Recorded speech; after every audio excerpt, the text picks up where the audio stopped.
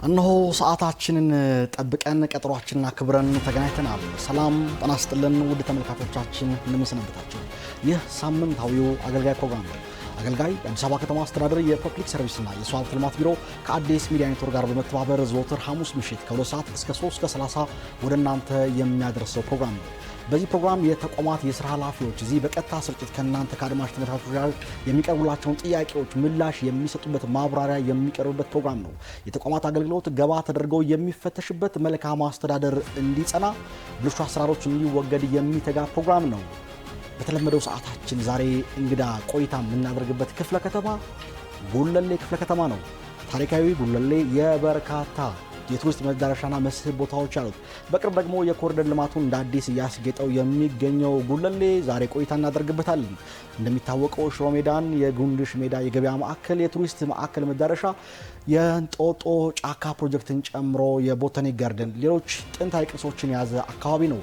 የመሰረተ ልማቶች የተሟሉለት የተለወጠ የመጣ ክፍለ ከተማ ነው። ገባ ብለን ከአስተዳደር አንጻር ምን መልክ አለ የሚለውን የምናይበት ፕሮግራም ይሆናል የዛሬ ቆይታችን።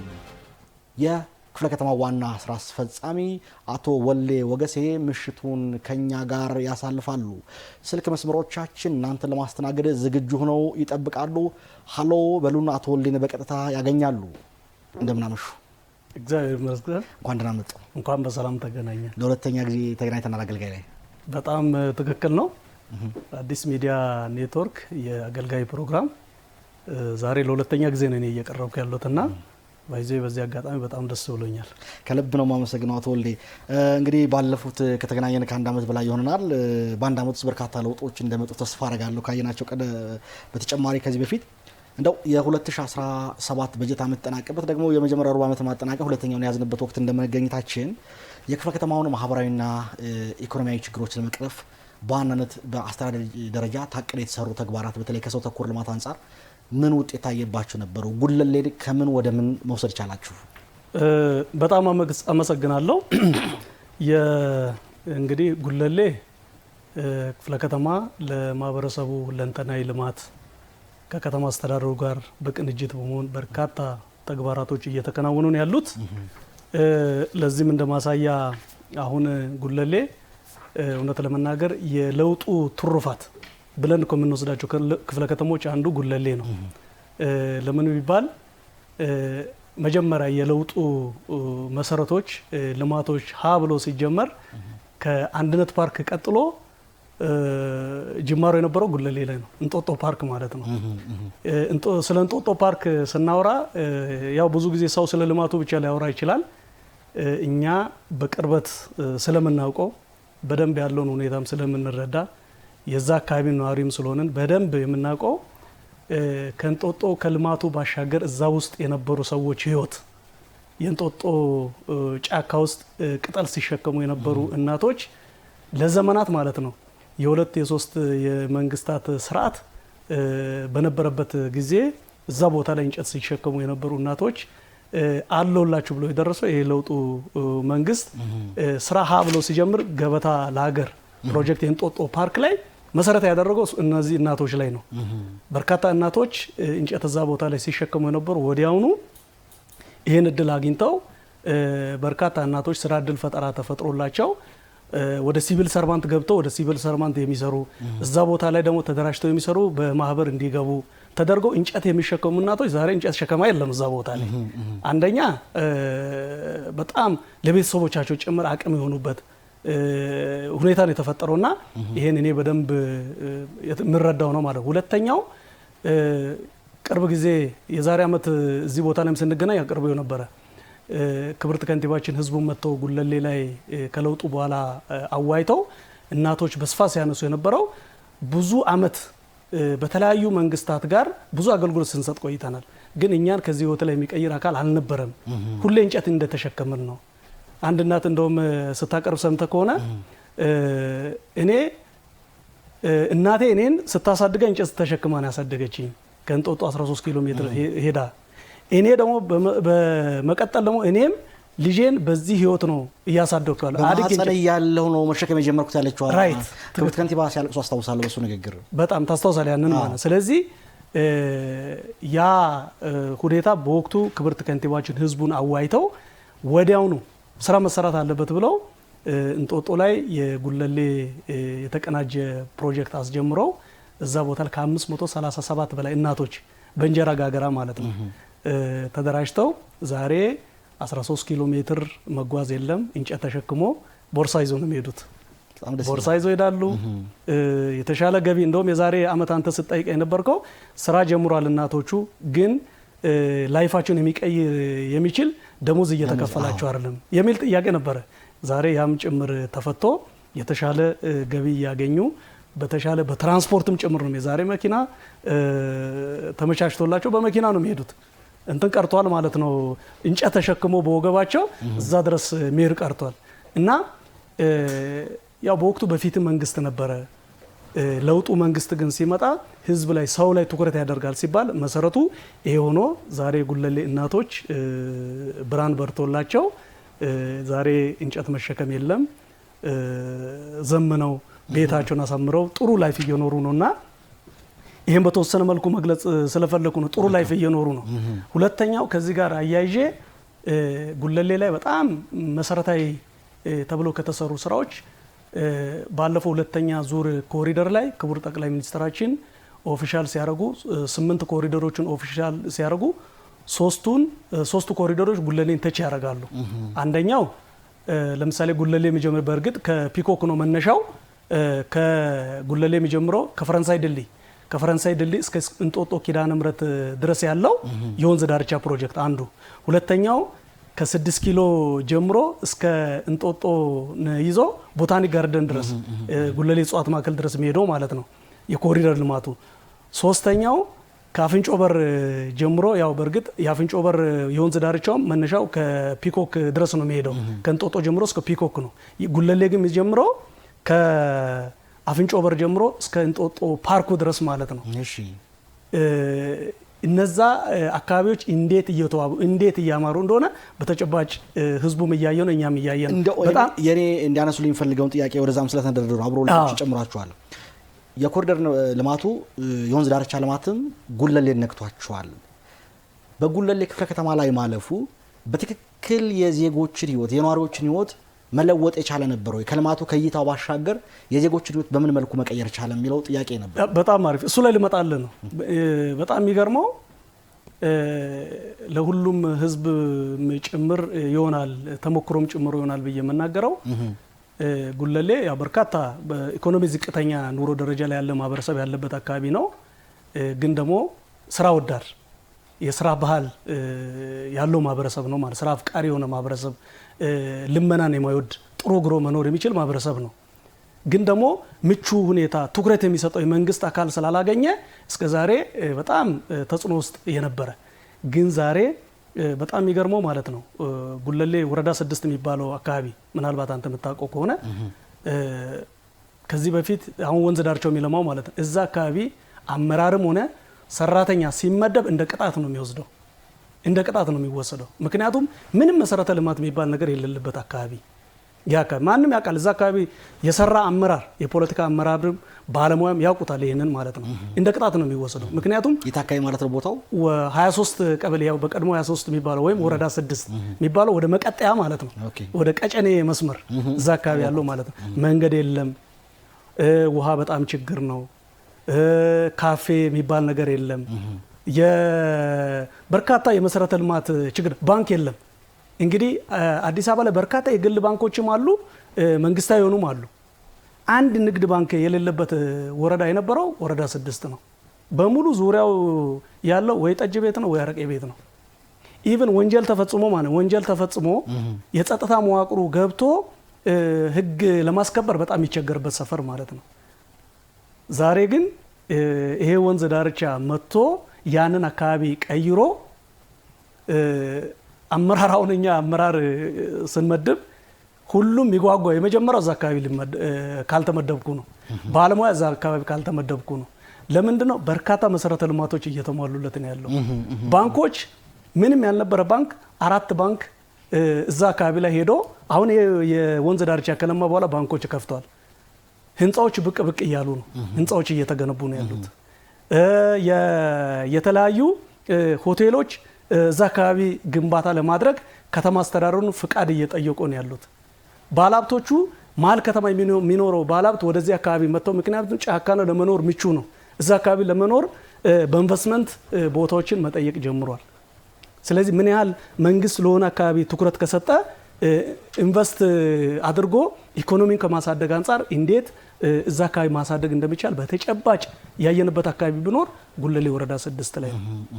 ይሄ በተጨባጭ ያየነው ነው። ሁለተኛ ከዚህ ጋር አያይዤ ኮሪደር ላይ ከ6 ኪሎ ሽሮ ሜዳን ይዞ እስከ እንጦጦ ቦታኒ ጋርደን ድረስ የሚሄደው ከአክብሮት ጋር ላቋርጡና ስልክ እንቀበል። እሺ ሄሎ ጤና ይስጥልኝ። ጤና ይስጥልኝ። ማን እንበል? ከየት ነው? ዮሐንስ እባላለሁ ከወረዳ 5። አቶ ዮሐንስ ጥያቄዎት ምንድነው? ይቀጥሉ። ኦኬ እኔ ጥያቄ እንኳን ያው እንደ ወረዳችን የእግር ኳስ ሜዳ የለም ለወጣቶችም ቢሆን። እስኪ ድምጾትን ከፍ ያድርጉት እባክዎትን። እሺ አይሰማም? አሁን ይሰማኛል። ይቀጥሉ። ለወጣቶች የሚሆን የእግር ኳስ ሜዳ የተሰራ የለም። እሺ ሌላው ደግሞ የጤና ጣቢያ ችግር አለ ማለት ነው እንደ ወረዳችን። ሌላው ግን ያው ከተጠቃሚነት አንጻር የተሰሩ ስራዎች ጥሩ ናቸው። ወጣቱን ወደ ስራ ለማስገባት የተደረገው ነገር እሱ የሚያበረታታ ነው። መልካም። ስለ ደወሉ ከልብ ነው የምናመሰግን። አቶ ወልዴ ቅድም ላይ ካለ ያብራሩናል። ይከታተሉን፣ አብሮን ይቆዩ። እሺ አመሰግናለሁ። መቀጠል ይችላል። እሺ ጥሩ ነው።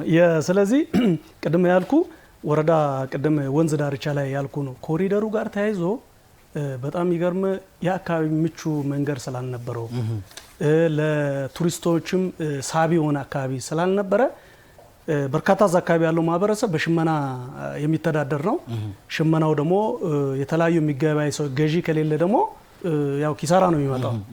ይሄ ኮሪደር ልማቱ መሰረት ተደርጎ እዛ ተጀምሮ ከተጠናቀቀ በኋላ ከፍተኛ የሆነ ኢንቨስትመንት የኢኮኖሚ እድገት ጭምር እየመጣ ነው። ገቢያችን ጨምሯል፣ የክፍለ ከተማ ገቢ ማለት ነው። ምክንያቱም በፊት እዛ አካባቢ ሽመና ለምሳሌ አምራቾቹ ሽመናውን ከሰሩ በኋላ በርካታ ነጋዴም ስላልነበረ ምቹ አካባቢም ስላልነበረ ሰው የት ሄዶ ነው የሚገበያየው? ወይ ቦሌ ነው የሚሄደው፣ ወይ 22 አካባቢ ሄዶ የተለያየ አካባቢ ሄዶ ነው ሸማቾ የሚገዛው። ሽሮ ሜዳ ላይ የሚሸጠው ባህል ልብስ በ10 ሺህ ብር የሚሸጠውን እዛ ሄዶ በስንት ነው የሚገዛው? ከሶስተኛው ሻጭ ነው የሚገዛው። 20 ሺህ ብር 30 ሺህ ብር ነው የሚገዛው። ዛሬ ግን በጣም የሚገርም በዚህ ኮሪደር ላይ ከ800 በላይ ሱቆች ናቸው የተሰሩት። ከ800 በላይ ሱቅ በጣም ደረጃውን የጠበቀ ዘመናዊ የሆነ መልኩ ነው ማለት የእይታ ሽፍት የሚባለው ምን ያህል ውጤት እንዳመጣ ማለት ነው። አሁን በዚህ ምክንያት ከፍተኛ የሆነ ቱሪስቶች፣ ነጋዴዎች፣ የተለያዩ ሸማች ማህበረሰብ እየመጣ ምርት እየገዛ ነው ያለው። አሁን የገበያ እዛ ሽሮ ሜዳ ላይ ያሉ የገበያ ሞሎችን ሄደ ቼክ ብታረግ በጣም ከፍተኛ በመጨናነቅም ጭምር ነው ግብይት እየተደረገ ያለው። ይሄንን ያመጣው ምንድነው? የኮሪደር እና የወንዝ ዳርቻ ልማቶች ያመጡት ውጤት ነው ማለት ነው። እና በጣም ጥሩ መልካም ነገሮች አሉ ለማለት ፈልጌ ነው። ከልብ ነው የማመሰግነው። እንግዲህ ተመልካቾችም ይሄን የሚያነሱት ነው የሚሆነው ብዬ አስባለሁ። አንዳንድ ጉዳዮች ላይ እንመለከት። በተለይ የኢኮኖሚያዊ ጥያቄዎች ነበሩ። ከስራ ዕድል ፈጠራ አንጻር በርካታ ወጣቶች የስራ ዕድል ጥያቄ የነበራቸው ጉለሌ ላይ ከዚህ ቀደም በነበረም ውይይትም ትኩረት ስቦ የነበሩት የስራ ዕድል ፈጠራን በተመለከተ ነውና ምን ያህል ምላሽ እየተሰጠ ነው? በርካታ ወጣቶች ያሉበት አካባቢ ነው። ዝቅተኛ ገቢ ያለበት ማህበረሰቡ ዝቅተኛ ገቢ ያላቸው ማህበረሰቦች ይኖሩበት አካባቢ ነው። ነባርም እንደመሆኑ መጠን ምን ያህል የነዚህን ወጣቶች ችግር በሚፈታ መልኩ ነው ልማቱ እየተካሄደ የሚገኘው? በጣም ጥሩ ነው። ቅድም እንዳልኩ ነው። በተለይ ወጣቶችን ተጠቃሚነት ከማረጋገጥ አንጻር በክፍለ ከተማችን በጣም በስፋት እየተሰራ ነው ያለው። ባሳለፍነው በጀት ዓመት እንኳን በ2017 ማለት ነው ከ37 ሺህ በላይ ወጣቶች የስራ ዕድል ፈጠራ ተፈጥሮላቸዋል በክፍለ ከተማችን። አሁን በአንደኛው ሩብ ዓመትን ስንገመግም የጋራ ስናደርግ ከ10 ሺህ በላይ ወጣቶች የስራ ዕድል ፈጠራ ፈጥነንላቸዋል። ይሄ ሪያሊቲ ተጨባጭ የተፈጠረ ስራ ዕድል ማለት ነው። ከዛ በኋላ አንደኛው ሩብ ዓመት ከገመገመን ራሱ ከ4 ሺህ በላይ ስራ ዕድል ፈጠራ ፈጥረናል። ኦልሞስት ከ14 ሺህ በላይ ስራ ዕድል ፈጠራ በአሁኑ ሰዓት ማለት ለክፍለ ከተማችን ወጣቶች ተፈጥሮላቸዋል ማለት ነው። ይሄ በተለያዩ አማራጮች ለምሳሌ እድገት ተኮር ዘርፎች ብለን የምንወስዳቸው አሉ። አንደኛ በእነሱ፣ ሁለተኛ ደግሞ ከተለያዩ ተቋማቶች ጋር ወጣቶችን እናሰለጥናለን፣ እናበቃቸዋለን። ካበቃም በኋላ ከተለያዩ ተቋማቶች ጋር ከግል ተቋማቶች ጋር በማገናኘት ስራ እድል ፈጠራ እንዲፈጠርላቸው ማለት ነው። ይሄ በአገልግሎት ዘርፍ ላይ በስፋት አቶ ወልዴ በደንብ እንሄድበታለን። እዚህ ላይ በሩብ ዓመቱ ሪፖርታችሁን ማየት እንደቻልኩት 16300 በላይ ዜጎች የስራ እድል ተፈጥሮላቸዋል። ከ12000 በላይ የሚሆኑ ዜጎች የስራ እድሉን በቅጥር ነው የተፈጠረው። አቶ ወልዴ እድገት ተኮር የሆኑ ዘርፎች ላይ ማተኮር ሲገባ አብዛኛውን ቁጥር እዚህ ላይ ማረፉ ምክንያቱ ምንድን ነው? ለምንድን ነው እድገት ተኮር የሆኑ ዘርፎች ላይ ወጣቶች እንዳያተኩሩ የተደረገው? በአስራ ደረጃ በከተማም እንደሚያውቁት 35 ለ65 ነው እድገት ተኮር ላይ 35፣ ሌሎች በቅጥር ነው። ነገር ግን ከናንተ እንዳዩት 12000 የሚሆኑ ዜጎች እዚህ ደረጃ ወይም በአገልግሎት ዘርፉ ላይ እንዲቆዩ የተደረገው በቅጥር እንዲቆዩ የተደረገው ለምንድን ነው የሚለው ላይ ምላሽ ስጡኛል። ስልክ እንቀበል። እሺ፣ በጣም ጥሩ። ስልክ እንቀበል። አቶ ወልዴ እሺ። ሄሎ። አቤት አቤት። ማን እንበል? ጤናው አየለ እባላለሁ። ማን አሉኝ? ጤናው አየለ። አቶ ጤናው ከየት ነው? ከወረዳው። እባክዎትን ጥያቄዎትን ይግለጹልኝ። አመሰግናለሁ ወንድም ማለት እባክዎትን እንደው የሚመች ቦታ ከሆነ ቴሌቪዥን ወይም ሌላ ነገር ካለ ኤሌክትሮኒክስ ካጠገቦ ራቅ ይበሉና ድምጾት እንዲሰማን የተረበሸ። አሁን ይሰማል? አሁን ይሰማል። ይቀጥሉ። አመሰግናለሁ። ጥያቄን ከማቅረብ በፊት የተወሰነች ፓርት ፈልጌ ነው። መልካም። ክቡር አቶ ወልዴ እውነት ለመናገር ጉለሌ እየመሩ ባሉበት ሰዓት እንደ ወጣት እኛን ማዳመጥ ለኛ የስራ እድል መፍጠር ያደረጉት ያለውን ስራ ከልብ ላመሰግናቸው ፈልጋለሁ። መልካም። አገልግሎት አፈጣጠም ላይ አንድ የቀበሌ የቤት ተጠቃሚ ትልቅ የሆነ መሻሻል አለ። ወረዳውም ራሳቸው ቼክ ሲያደርጉ አይቻለሁ። በዚህም ማመስገን ፈልጌ ነው። ሌላ ጉለሌ ላይ አሁን ላይ ልማት አለ። ከዚህ በፊት ወደ መሀል ከተማ እየሄድን ነበር የምንዝናናና ጉለሌ አሁን ልማት አለ። ኮሪደር ልማት አለ፣ ወንዝ ዳርቻ ልማት አለ፣ ሌሎች ልማቶች አሉ። ይህንንም አመስገኝ ማለት ፈልጌ ነው። መልካም። ለወጣት መሪም ህዝቡም በማዳመጥ ደረጃ የተሻለ መሪ ናቸው ብዬ አስባለሁ። ነገር ግን የማነሳው ጥያቄ ወረዳው አካባቢ ምናልባት ካወቅከው አላውቅም፣ ወረዳው ከላይና ከታች ነው ያለውና አንድ ቦታ ላይ አገልግሎት ማግኘት አይችልም የወረዳው ህዝብ እና አስተዳደሩ ወይ ማስፋፊያ ወይም ደግሞ የተሻለ ህንጻ ቢገነባና ሰው ላይ ሽሮ ሜዳና ታች ስብሰባ ማዕከል ላይ ነው አገልግሎት የሚያገኘው። እንደላተው በእግርም ወደ ታች ወደ ላይ እያለ ነው። እሱ አስተዳደሩ የሚሄድበት ነገር ቢፈጠር ብዬ ነው። ሁለተኛው ያው ሽሮ ሜዳ አሁን የሪሶርስ አካባቢ ሆኗል።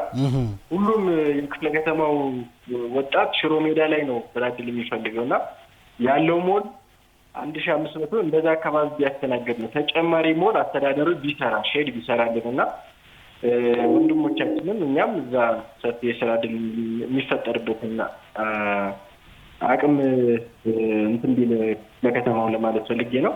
በተረፈ ግን በጣም በተረጋጋ መልኩ ነው ወረዳው ማነው ክፍለ ከተማው እየተመራ ያለው። ትምህርት ቤት ከዚህ በፊት ከገጠመን ግርግር ሌላ እስካሁን ጉለሌ ላይ አላየንምና የተሻለ ስራ እየሰሩ ነው። በርቱ ለማለት ፈልጌ ነው። ከልብ እናመሰግናለን ስለደወሉ። ይከታተሉ ምላሹን። እሺ፣ አመሰግናለሁ። መልካም። አቶ ወልዴ ከውጤት ተኮር ከአንጻር ያነሳ ነው በስራ እድል ፈጠራን በተመለከተ እስኪ እሱም ማብራሪያ ይሄዱበት። ጥሩ፣ በጣም ጥሩ ነው። የስራ እድል ፈጠራው ላይ እድገት ተኮር 6 ዘርፎች አሉ። አሁን እነሱ ሞር በመንግስት ደረጃ ሼዶችን መንግስት የሚገነባው አለ። በዚህ በሼድ ግንባታ ብቻ ሁሉን ይሄን አሁን 30 ሺህ ማለት ስራ አጥ ቅድም ከ37 ሺህ በላይ ባለፈው ዓመት ብቻ ስራ እድል ፈጥረናል ብያለሁ። ይሄ ሁሉ ስራ እድል ፈጠራ መንግስት በሚያመቻቸው ሼድ ላይ ብቻ መፍጠር በፍጹም አይቻልም። ከባድ ነው። የትም ሀገር ይሄንን አያደርግም። ያለው አማራጭ ምንድነው? እኛ የሰው ኃይሉን እናዘጋጃለን፣ እናሰለጥናለን፣ እናበቃለን በተለያዩ በስራ ክህሎት ስልጠናዎች ማለት ነው። ከዛ በኋላ ምን እናደርጋለን? በክፍለ ከተማችን ላይ ያሉ የተለያዩ ተቋማቶች አሉ። ለምሳሌ ኢንዱስትሪዎች አሉ፣ ትላልቅ ኢንዱስትሪዎች፣ ጋርመንቶች አሉ። ምን እናደርጋለን? እነዚህ ያሰለጠናቸው ወጣቶችን ከነሱ ጋር ውል እንገባለን። ውል ከገባን በኋላ ምን እናደርጋለን? እነዛ ወጣቶችን ለነሱ እናስረክባለን ማለት ነው። ሜኖ እናቀርባለን። ለምሳሌ የትኛውም ተቋም ስራ እድል የሚፈልግ ካለ ወይም ስራ አጥ የሚፈልግ ድርጅት ካለ እኛ ጋር ሜኖ አለ። በዚህ ዘርፍ ይሄው አለን ብለን እናቀርብላቸዋለን። የዛኔ ምን ያደርጋሉ? ከኛ ወጣቶችን ይቀበላሉ ማለት ነው። ተቀብለው ምን ያደርጋሉ? ስራውን ያለማምዳሉ። ካለማመዱ በኋላ ወደ ስራ እንዲገቡ ያደርጋሉ። የተሻለ ክፍያም ጭምር እየከፈሉ ማለት በዚያው አንዳንዶቹ ትላልቅ ማለት የሚከፈላቸውን ደሞዝ ብነግር አታምንም። ከፍተኛ ደሞዝ ነው የሚከፈላቸው። በጣም ብዙ ወጣቶች በዚህም ህይወታቸውን ቀይሯል። የራሳቸውን ካምፓኒም ጭምር የከፈቱ ወጣቶችም ጭምር ለሀገር ዘላቂ በሆነ ጥቅም መልኩ አትወልድ ማንሳት የፈለግኩት ለከተማውም እድገት ለሀገርም ቀጣይ ባለው እድገት ውስጥ እድገት ተኮር ዘርፎች የሚያበረክቱ አስተዋጽኦ የማይተካ ነው።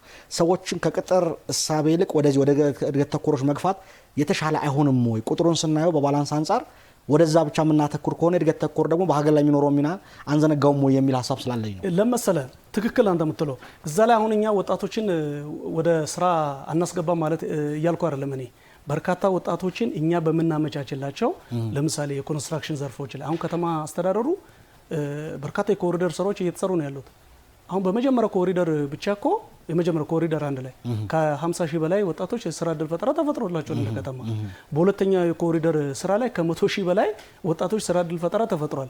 ይሄ ማለት እዛ ውስጥ ገብቶ ስራውን ይለምዳሉ። ለምዶ ሲያበቁ ደግሞ የራሳቸውን የተለያዩ አማራጮችን እየወሰዱ ወደ ተሻለ ደረጃ ይሸጋገራሉ ማለት ነው። አሁንም እኛ የምናደርገው ምንድነው? ይሄ መንግስት ከሚያደርገው ባሻገር የግሉ ድርጅት ደግሞ ሀገር ላይ ያለው አስተዋጽኦ ቀላል አይደለም። ቅድም ብያለሁ። አሁን እኛ ጋር አንድ ጋርመንት አለ። በመቶዎች የሚቆጠር ወጣት የሚረከብ ጋርመንት ማለት ነው። እኛ ወጣቶችን በተለያየ ሙያ እናሰለጥናቸዋለን። ለምሳሌ በልብስ ስፌት እኛ እናሰለጥናለን። አንዳንዱ ደግሞ ምን ያደርጋል? ከኛ ወጣቶችን ወስዶ ራሱ አሰልጥኖ ራሱ እዛው ቀጥሮ የሚያሰራለ። ይሄንን አድርጎ ነው ሰልጥኖ እዛው በክቶ እዛው እየሰራ ደግሞ ከዛ ወጥቶ ተደራጅተው የራሳቸውን ማሽነሪ አዘጋጅተው ተጨማሪ ወጣት ደግሞ ቀጥሮ ደግሞ የሚያሰሩ አሉ። ይሄ ነው የሚበረታታው። ይሄ በጣም ነው የሚበረታታው ባይዘ እንደ ከተማ ማለት ነው። ስለዚህ እሱ ላይ ትኩረት አድርገን እንሰራለን። ሁለተኛ የኮንስትራክሽን ዘርፎች ላይ የኮንስትራክሽን ዘርፍ ላይ ለምሳሌ እኛ በራሳችን በክፍለ ከተማ አስተዳደር ምን ገነባቸው ሼዶች ካሉ እንገነባለን። በገነባነው ሼድ ደግሞ ወጣቶች ወደ ስራ እንዲገቡ ደግሞ እናደርጋለን ማለት። ሁለቱም አማራጭ ይደገፋሉ። ቀደም በግሉ ዘርፍም አስገብተን ወጣቱ ወደ ስራ እንዲገባ እናደርገው ይደገፋል። በሌላኛው መልኩ ደግሞ መንግስት ደግሞ የሚያመቻቸው የስራ አማራጮች ደግሞ ይሄም ይደገፋል ማለት ነውና በእነዚህ በሁለቱም ወጣቱን ዋናው ምንድነው? ወጣቱ የዕለት ጉርሱን እንዲያገኝ ጥሪት ማፍሪያ እንዲያገኝ ባፈራው ጥሪት ደግሞ የተሻለ ስራ እድል ፈጠራ እንዲፈጥር የማድረግ ከኛ ይጠበቃል ማለት ነው። መልካም። ክፍለ ከተማዋ ያደገች ግንባታዎች እየተሰሩ ነው ብለውኛል። እንግዲህ ዋና መስመሮች የኮሪደር ጉዳይ በጣም ትኩረት የሚስብ ስለሆነ በጥራት እንደሚሰራ ግልጽ ነው፣ ሁሉም የሚያው ነው። ነገር ግን ክፍለ ከተማውን ወደ ውስጥ ገባ ብለን ስናይ በተለይ ሴት ባክንና አረንጓዴ ቦታዎችን ጠብቆ ከመስራት አንጻር ከግንባታ ረገድ ምን ያህል ጥንቃቄ እየተደረገ ነው እየተሰራ የሚገኘው? ያው እንትኑ አሁን ሴት ባኩ በከተማ አስተዳደሩ ቅርብ ጊዜ ጸድቆ መመሪያ ወረታች ወርዷል ወደ ክፍለ ከተማ። ክፍለ ከተማ ደግሞ ይሄን ደግሞ ተግባራዊ ያደርጋል። እዚህ ላይ ከፍተኛ የሆነ ለውጥ አለ። ለውጥ ብቻ አይደለም በሚፈልገው ደረጃ እየሄደ ነው ያለው። ምክንያቱም ይሄንን የመቆጣጠር የመከታተል ኃላፊነቱም ግዴታውም የክፍለ ከተማ አስተዳደር ላይ አለ ማለት ነው። ስለዚህ ይሄ በጣም ጥሩ በሆነ መልኩ እየሄደ ነው ያለው። ግን ይሄ ሲከናወን አንዳንዱ ለምሳሌ ግንባታ ፍቃድ ሳያስፈቅድ ዝም ብሎ ግንባታ የሚገነባ ካለ ይሄን ደግሞ ተቋም አለ፣ ደንብ ጽሕፈት ቤት አለ። ከደንብ ጽሕፈት ቤት ጋር በቅንጅት በጋራ ሆነን የማረም የማስተካከል ህዝቡ ላይ ደግሞ የበለጠ ግንዛቤ ደግሞ እንዲፈጠር የማድረግ ስራ እየተሰራ ነው ያለው። አይ ቲንክ ያውን ቅርብ ጊዜ ነው ተግባሩ የወረደው። ስለዚህ ህዝቡን የማላመድ ወደ ተግባር የማስገባት በስፋት እየተካሄደበት ነው ያለው። እንደው አቶ ወልዴ እርስዎ እንደመሪ ተቋማት መናበብ መቻል አለባቸው። የፕላን ኮሚሽን ጽሕፈት ቤት ከግንባታ ፍቃድ ጋር መናበብ አለበት። አዲሱ አሰራር ግንባታ ፍቃድ የሚሰጠውን ፍቃድ አገልግሎት ፕላን ኮሚሽን ላይ ማሳወቅ እንዳለበት ይደነግጋል። ነገር ግን ከጉለሌ አንጻር ስናየው የተወሰነ መልኩ ላይ ጉለቶች እናያለን። በሪፖርት ማረጋገጥ እንደቻልኩት ምን በተለይ የፕላን ኮሚሽን ስራውን ተከትለው እየተሰራ እንደሆነና ለምሳሌ አንዳንድ ሀሳቦችን ላንሳውለት ብዬ ነው። ወረዳ 7 ላይ በተመሳሳይ የሴት ፓርክ አለመጠበቅ ነው። ስማቸው መጥቀስ አስፈላጊ ስላልሆነ በግንባታ በተመሳሳይ ደግሞ የአረንጓዴ ቦታዎች ላይ እንዲገነባ የሆነበት ሁኔታዎች አሉ። ሴት ፓርክና ግሪን ፓርክ ላይ ሳይፈቀድ የገነቡ ሰዎችን አይቻለውና እንዲህ አይነት የህግን የሚጠሱ ባለሙያዎች ሊሆን ይችላል አለመከታተል አለመቋጠር ችግሮች ሲኖሩ በምን ያህል ነው ክትል የተደረገ እርምጃ እየተወሰደበት የሚገኘው? እንትኑ የቅንጅቱ እውነት ለመናገር በተለይ ተቋማቶች አካባቢ ላይ ከቅርብ ጊዜ ወዲህ በተለይ አገልግሎት አሰጣጡ ማዘመን አለብን ማሻሻል አለብን ብለን በተግባባነው መሰረት ከፍተኛ የሆነ ፕሮግረስ አለ ለውጥ አለ። ይሄ ደግሞ ሙሉ በሙሉ ደግሞ ችግሩ ተፈቷል የሚል ኮንክሉዥን ላይ ደርሼ አይደለም። በጣም በከፍተኛ ሁኔታ እድገት አለ ማለት ነው። አንዱ ተቋም ከአንዱ ተቋም ጋር አንዱ እየተነጋገሩ ችግሮችን እየፈቱ ከመሄድ አንጻር እጅግ በጣም የተሻለ ነገር አለ። አልፎ አልፎ እንደዚህ አይነት አሁን ቅድም አንተ እንዳልከው አይነት ምልክቶቹ ሊኖሩ ይችላሉ። ግን ምን እያደረግን ነው? የሚመለከታቸውን ተቋማቶችን ቁጭ አድርገን እያዋየን እያነጋገርን ሶሉሽን እየሰጠን ነው። ባይዜ ጉለሌ ሲጀመር ኢነር ሲቲ ነው። ወዴትም አሁን ወደዚህ አሰፋለሁ መንገድን አጠባለሁ እንደዚህ ያደርጋለሁ ማለት አይችልም። ጉለሌ ላይ ትንሽ ቦታ እንደው 2-3 ካሬ መሬት ለማግኘት በጣም ችግር ነው። እንደው የሆነ ነገር አጥሮ የሆነ ነገር ገንብቶ ነገ መንገድ እንዳይመጣ እንቸገራለን ብለን ምናስበው እንትን አይደለም። ስታንዳርድ መጠበቁ የሚያስፈልገው ለዚህ ነው። አቶ ለይን ጥያቄ ማነሳው እንዳይዩት እርሶም ያረጋግጡታል ብዬ አምናለሁ። አንዳንዶች ግንባታ ፍቃድም ሳይወስዱ ወደ ግንባታ ይገባሉ። ያ ምንድነው የሚያሳየው? ለምንድነው ጥራት ደረጃው መረጋገጥ አለበት። ግንባታ ፍቃድና ማስጀመሪያ መውሰድ ግዴታ ነው አይደል? ህግ መከበር መቻል አለበት። በሌላ መልኩ ሴት ፓርክና ግሪን ፓርኮች ያለመጠበቅ በቀጣይ በሚሰሯቸው ልማት ስራዎችና የማስፋፋት ሂደት ላይ የሚፈጥሩ ተጽዕኖ አለ። ከግለሰቦቹ ጋር ጭምር ያጋጫቸዋልና እንዲህ አይነት ለሚፈጽሙ ባለሙያዎች አመራሮቹም በተለይ ተቋማት አለመቀናጀት ሲፈጠር ምን አይነት ማስካከያ እየተወሰደ ነው የሚለው እንዲያነሱ ስለፈለኩ ነው። ተረድቻለሁ ያንተን ጥያቄ ማለት ነው። ለምሳሌ አሁን ቅድም ብያለሁ በፍጹም ግንባታ ፍቃድ ሳይወስድ ግንባታ የሚፈቅድ አካል ያው ይኖራል ብዬ አላስብም። ካለ ምንድነው የሚደረገው? በሚመጣው መረጃ ላይ መሰረት ተደርጎ አውቶማቲክ ነው እርምጃ የሚወሰደው። ለምሳሌ አሁን በዚህ በጀት ዓመት ከ5000 ካሬ በላይ ክፍለ ከተማ ላይ ያለ ፍቃድ ግንባታ የገነቡ አካላቶች ላይ እርምጃ ወስደናል።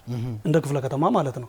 ማለት ሰው ወይ ካርታ አይኖረውም ወይ የሆነ ነገር እንትን አይልም። እነዚህ መረጃዎች ሳሟላ ሲቀር ወደ ማዕከል መጥቶ ፍቃድ ከመጠየቅ ይልቅ ምን ያደርጋል? ዝም ብሎ በራሱ የሆነ ግንባታ የመጀመር ትሬንዶች አሉ። ይሄ ሲሆን ምን እናደርጋለን? በደረስን ቁጥር እርምጃ እንወስዳለን ማለት በምንም ታምር ቶለሬት አናረግም ከግንባታ ጋር ተያይዞ ማለት ነው። ስለዚህ እሱ በዛ አግባብ ነው እንጂ አሁን በተለይ ይሄ ሴት ፓርክ ህግ ከወረደ በኋላ መመሪያ ከወረደ በኋላ በተለይ አሁን በግንባታ ደረጃ የትኛውም አይነት ግንባታ እንግዲህኛ ግንባታ ብለን የምንወስደው ከG+0 ጀምሮ ያሉ ግንባታዎች ማለት ነው። ዋና መንገድ ላይ ከሆነ የ10 ሜትር ሴት ፓርኩን ጠብቆ የውስጥ ለውስጥ መንገድ ከሆነ ደግሞ 5 ሜትር ሴት ፓርኩን ጠብቆ ይሄ የሚለውን ጠብቀን መመሪያ ከወረደ በእርግጥ አሁን መመሪያው ቅርብ ጊዜ ነው የወረደው ቅርብ ጊዜ ነው። ስለዚህ ይሄንን ተግባራዊ ከማድረግ አንፃር በተሻለ መልኩ እየድን ያለ ነው። አንዳንድ ቦታ የሚታዩ ነገሮች ካሉ ወይም እናንተ በግኝት ደረጃ ያያችሁ ካሉ የግለሰቦችም ስም ላለመጥቀስ ስለፈለኩ ነው እንጂ ወረዳ 10 ላይ በተመሳሳይ ፍቃድ ሳይወስዱ ግንባታ ያስጀመሩ ግለሰቦችን አሉ። ምናልባት ወደ ኋላ ልነጋገርበት እንችላለን። እንዲህ አይነት ነገር ላይ ለብልሹ አሰራርም በር ስለሚከፍቱ እድሉ መዘጋት አለበት የሚል እምነት ስላለኝ ነውና እርሶ እርምጃ እንደሚወስዱ ቃል ከገቡልን ስሙ መጥቀስ ጥያቄ ላልፈው ይችላል። ምንም ጥያቄ የለውም። እኛ እንደዚህ አይነት ግንባታ ላይ ያለ አካል ካለ እርምጃ እንወስዳለን። ምንም ጥያቄ የለውም። ግን ደግሞ እርግጠኛ ሆኜ ከፍተኛ የሆነ ለውጥ ያለው እዚህኛው ዘርፍ ላይ ነው። በተለይ ግንባታ ፍቃድ ላይ እንደኛ ክፍለ ከተማ ማለት ነው። በየጊዜው እኔም በቅርብ የምከታተለው ተቋም ስለሆነ ግንባታ ፍቃድ መሬት አካባቢ ላይ በጣም በቅርበት ነው የምከታተለው። ምክንያቱም አንዴ ግንባታ ከተገነባ ሁለት ኪሳራ ነው ስታፈርስ። ግለሰቡ ጋርም ያለ ኪሳራ አለ። ግለሰቡ የሚከስረው ደግሞ የሀገር ኢኮኖሚ ነው። በጣም በቅርበት ማለት ነው። ግን እዚህም እዛም የሚታዩ ነገሮች ካሉ ሲሪየሳውንም ተጨማሪ ወረድ ብዬ ለማየት ጥረት አደርጋለሁ። በዛ አግባብ ብንወስድ ከልብ ነው የማመሰግነው። ውድ ተመልካቾቻችን በመከታተል ላይ የምትገኙት ሳምንታዊ አገልጋይ ፕሮግራም ነው። እስኪ ደግሞ በተለይ ስልክ መስመር ላይ ያለችን ነው ዳይሬክተራችን ስልክ እንቀበልና ወደ ሌሎች የአንድ ማዕከል አገልግሎት ነው የምንሄደው። ጤና ይስጥልኝ። ማን እንበል? ሄሎ ጤና ይስጥልኝ። ማን እንበል? ከየት ነው? ዮሴፍ እባላለሁ ከወረዳ 7። አቶ ዮሴፍ ጥያቄዎት ምንድን ነው?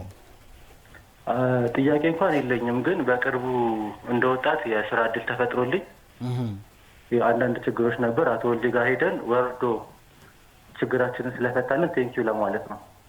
ከልብ እናመሰግናለን። እንግዲህ ደርሷችኋል። እንግዲህ እናንተ ደግሞ ጠንክራችሁ አትወልድ የምትከሱት ትላንት አስራ የተፈጠረላችሁ እኛ መልእክት የሚሆነው በመስራት ነው። ክብርት ከንቲባው እንዳስተላለፉት መልእክት የሚገጥማችሁ ፈተና በጽናት በመውጣት ስኬታማ ስትሆኑ ምስጋናው እንደደረሰ እንወስደዋለን ማለት ነው። ከልብ ነው የምናመሰግን ስላደወሉ። ወደ አንድ ማዕከል አገልግሎት ጎራ ብለን ነበር። በተለይ ተቋማት የሚሰጡ አገልግሎት ምን ይመስላል የሚለውን ለማየት ዋና ስራ አስፈጻሚ የተገኙበት ዕለት ነበር የተገኘ ነው። እስኪ ምን አስተያየት አለ፣ ምንስ ጥያቄዎች ተነስተዋል የሚለውን ተከታትለን እንመለስና ምላሽ ይሰጡበታል።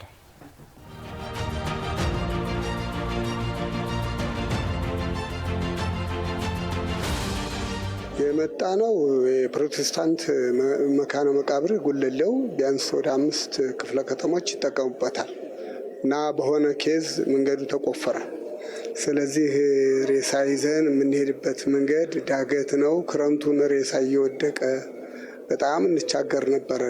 ዲጥ ነው እና ስቲል ነው ተቆፍሮ የተቆለለው አፈር አልተነሳም። ከዚህ ቀደም መተን አመልክተን ነበረ። ለውጥ ስለሌለ ዛሬ መተን እንደገና አመለከት ደብዳቤ ይዘን መተናል።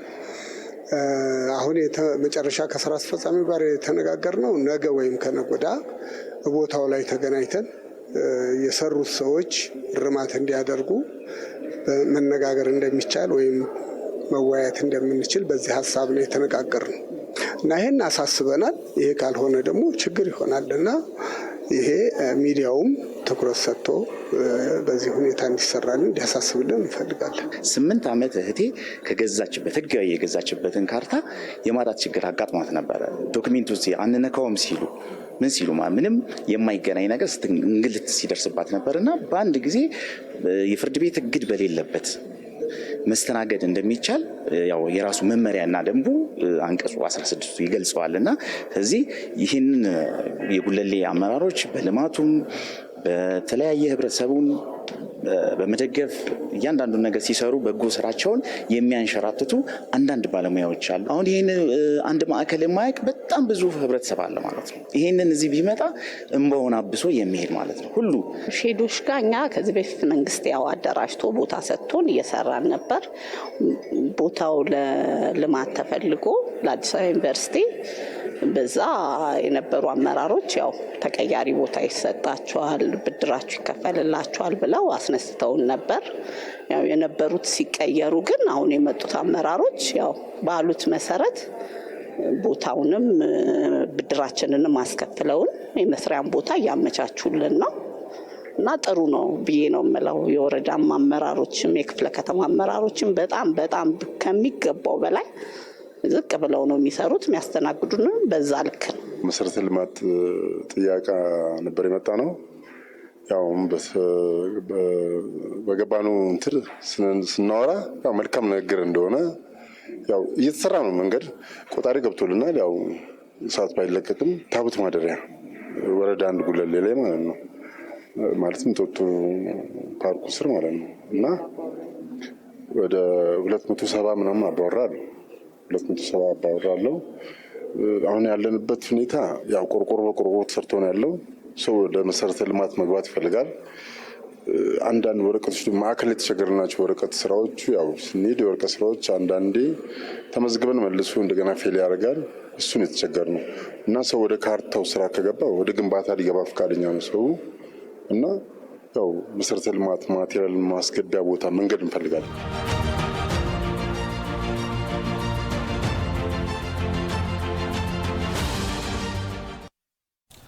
ወደ ተመልካቾቻችን ተመልሰን ተገናኝተናል። የአንድ ማዕከል አገልግሎቱ ላይ የቀረቡ ዜጎች የሰጡን አስተያየትና ሊመለስልን ይገባል ያሉትን ጉዳዮች ነው ተመልክተን የመጣ ነው። ስልክ መስመር ያለ ስልክ እንቀበል።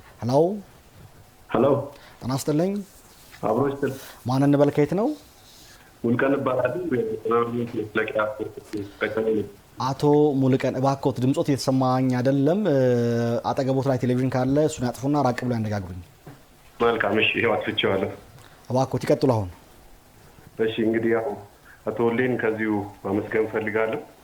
እዚሁ ቀጨኔ አካባቢ እንደሚታየው እንግዲህ መቀጠያ በጣም አምሮባት ሆና በወንዝ ዳርቻው ደምቃለች።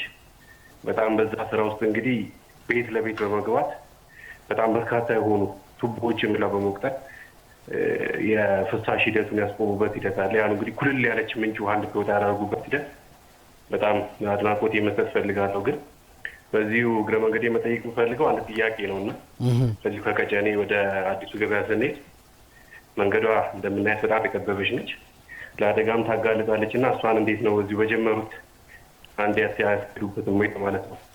ስለ ደወሉ ከልብ እናመሰግናለን። አቶ ወሌ ምላሽ ሰጡበታል። አብረውን ይቆዩ። አቶ ወሌ ተመልሰን ተገናኝተናል። እንግዲህ አንዳንድ ሀሳቦችን እናንሳም።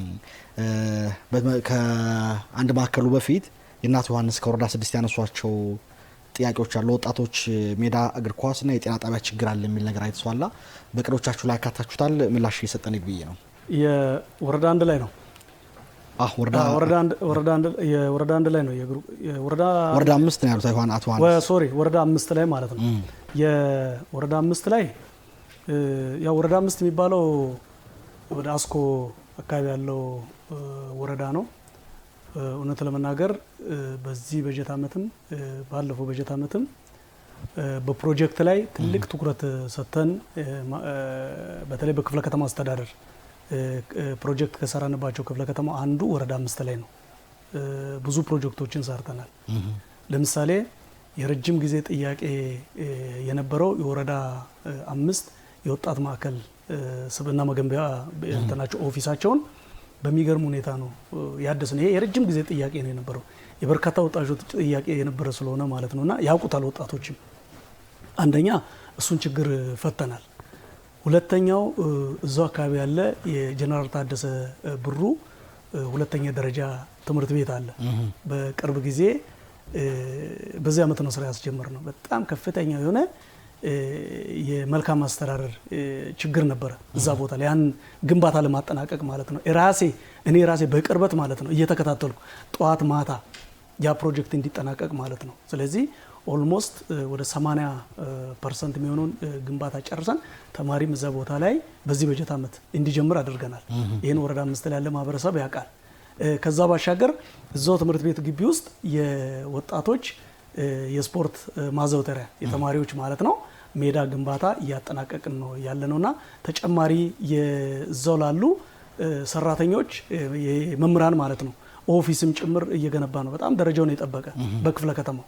ከዛ ባሻገር እዛ አካባቢ ላይ ላለው ደግሞ በጣም ደረጃውን የጠበቀ ዘመናዊ የመኪና ፓርክና አጥሮችን ለመስራት በዚህ በጀት ዓመት በጀትም ይዘን ፕሮሰስ እያደረግን ያለ ነው ማለት ነውና ትላልቅ ስራዎችን እዛ ወረዳ ላይ እየሰራ ነው። አካባቢ ማህበረሰብም ይሄን በደንብ ያውቃል። ከዛ ውጪ የተነሳው ተጨማሪ የእግር ኳስ ሜዳ ቢገነባ ብሎ የጠየቁት ጥያቄ በክፍለ ከተማ አካባቢንም ጭምር ውሳኔ ወስነናል።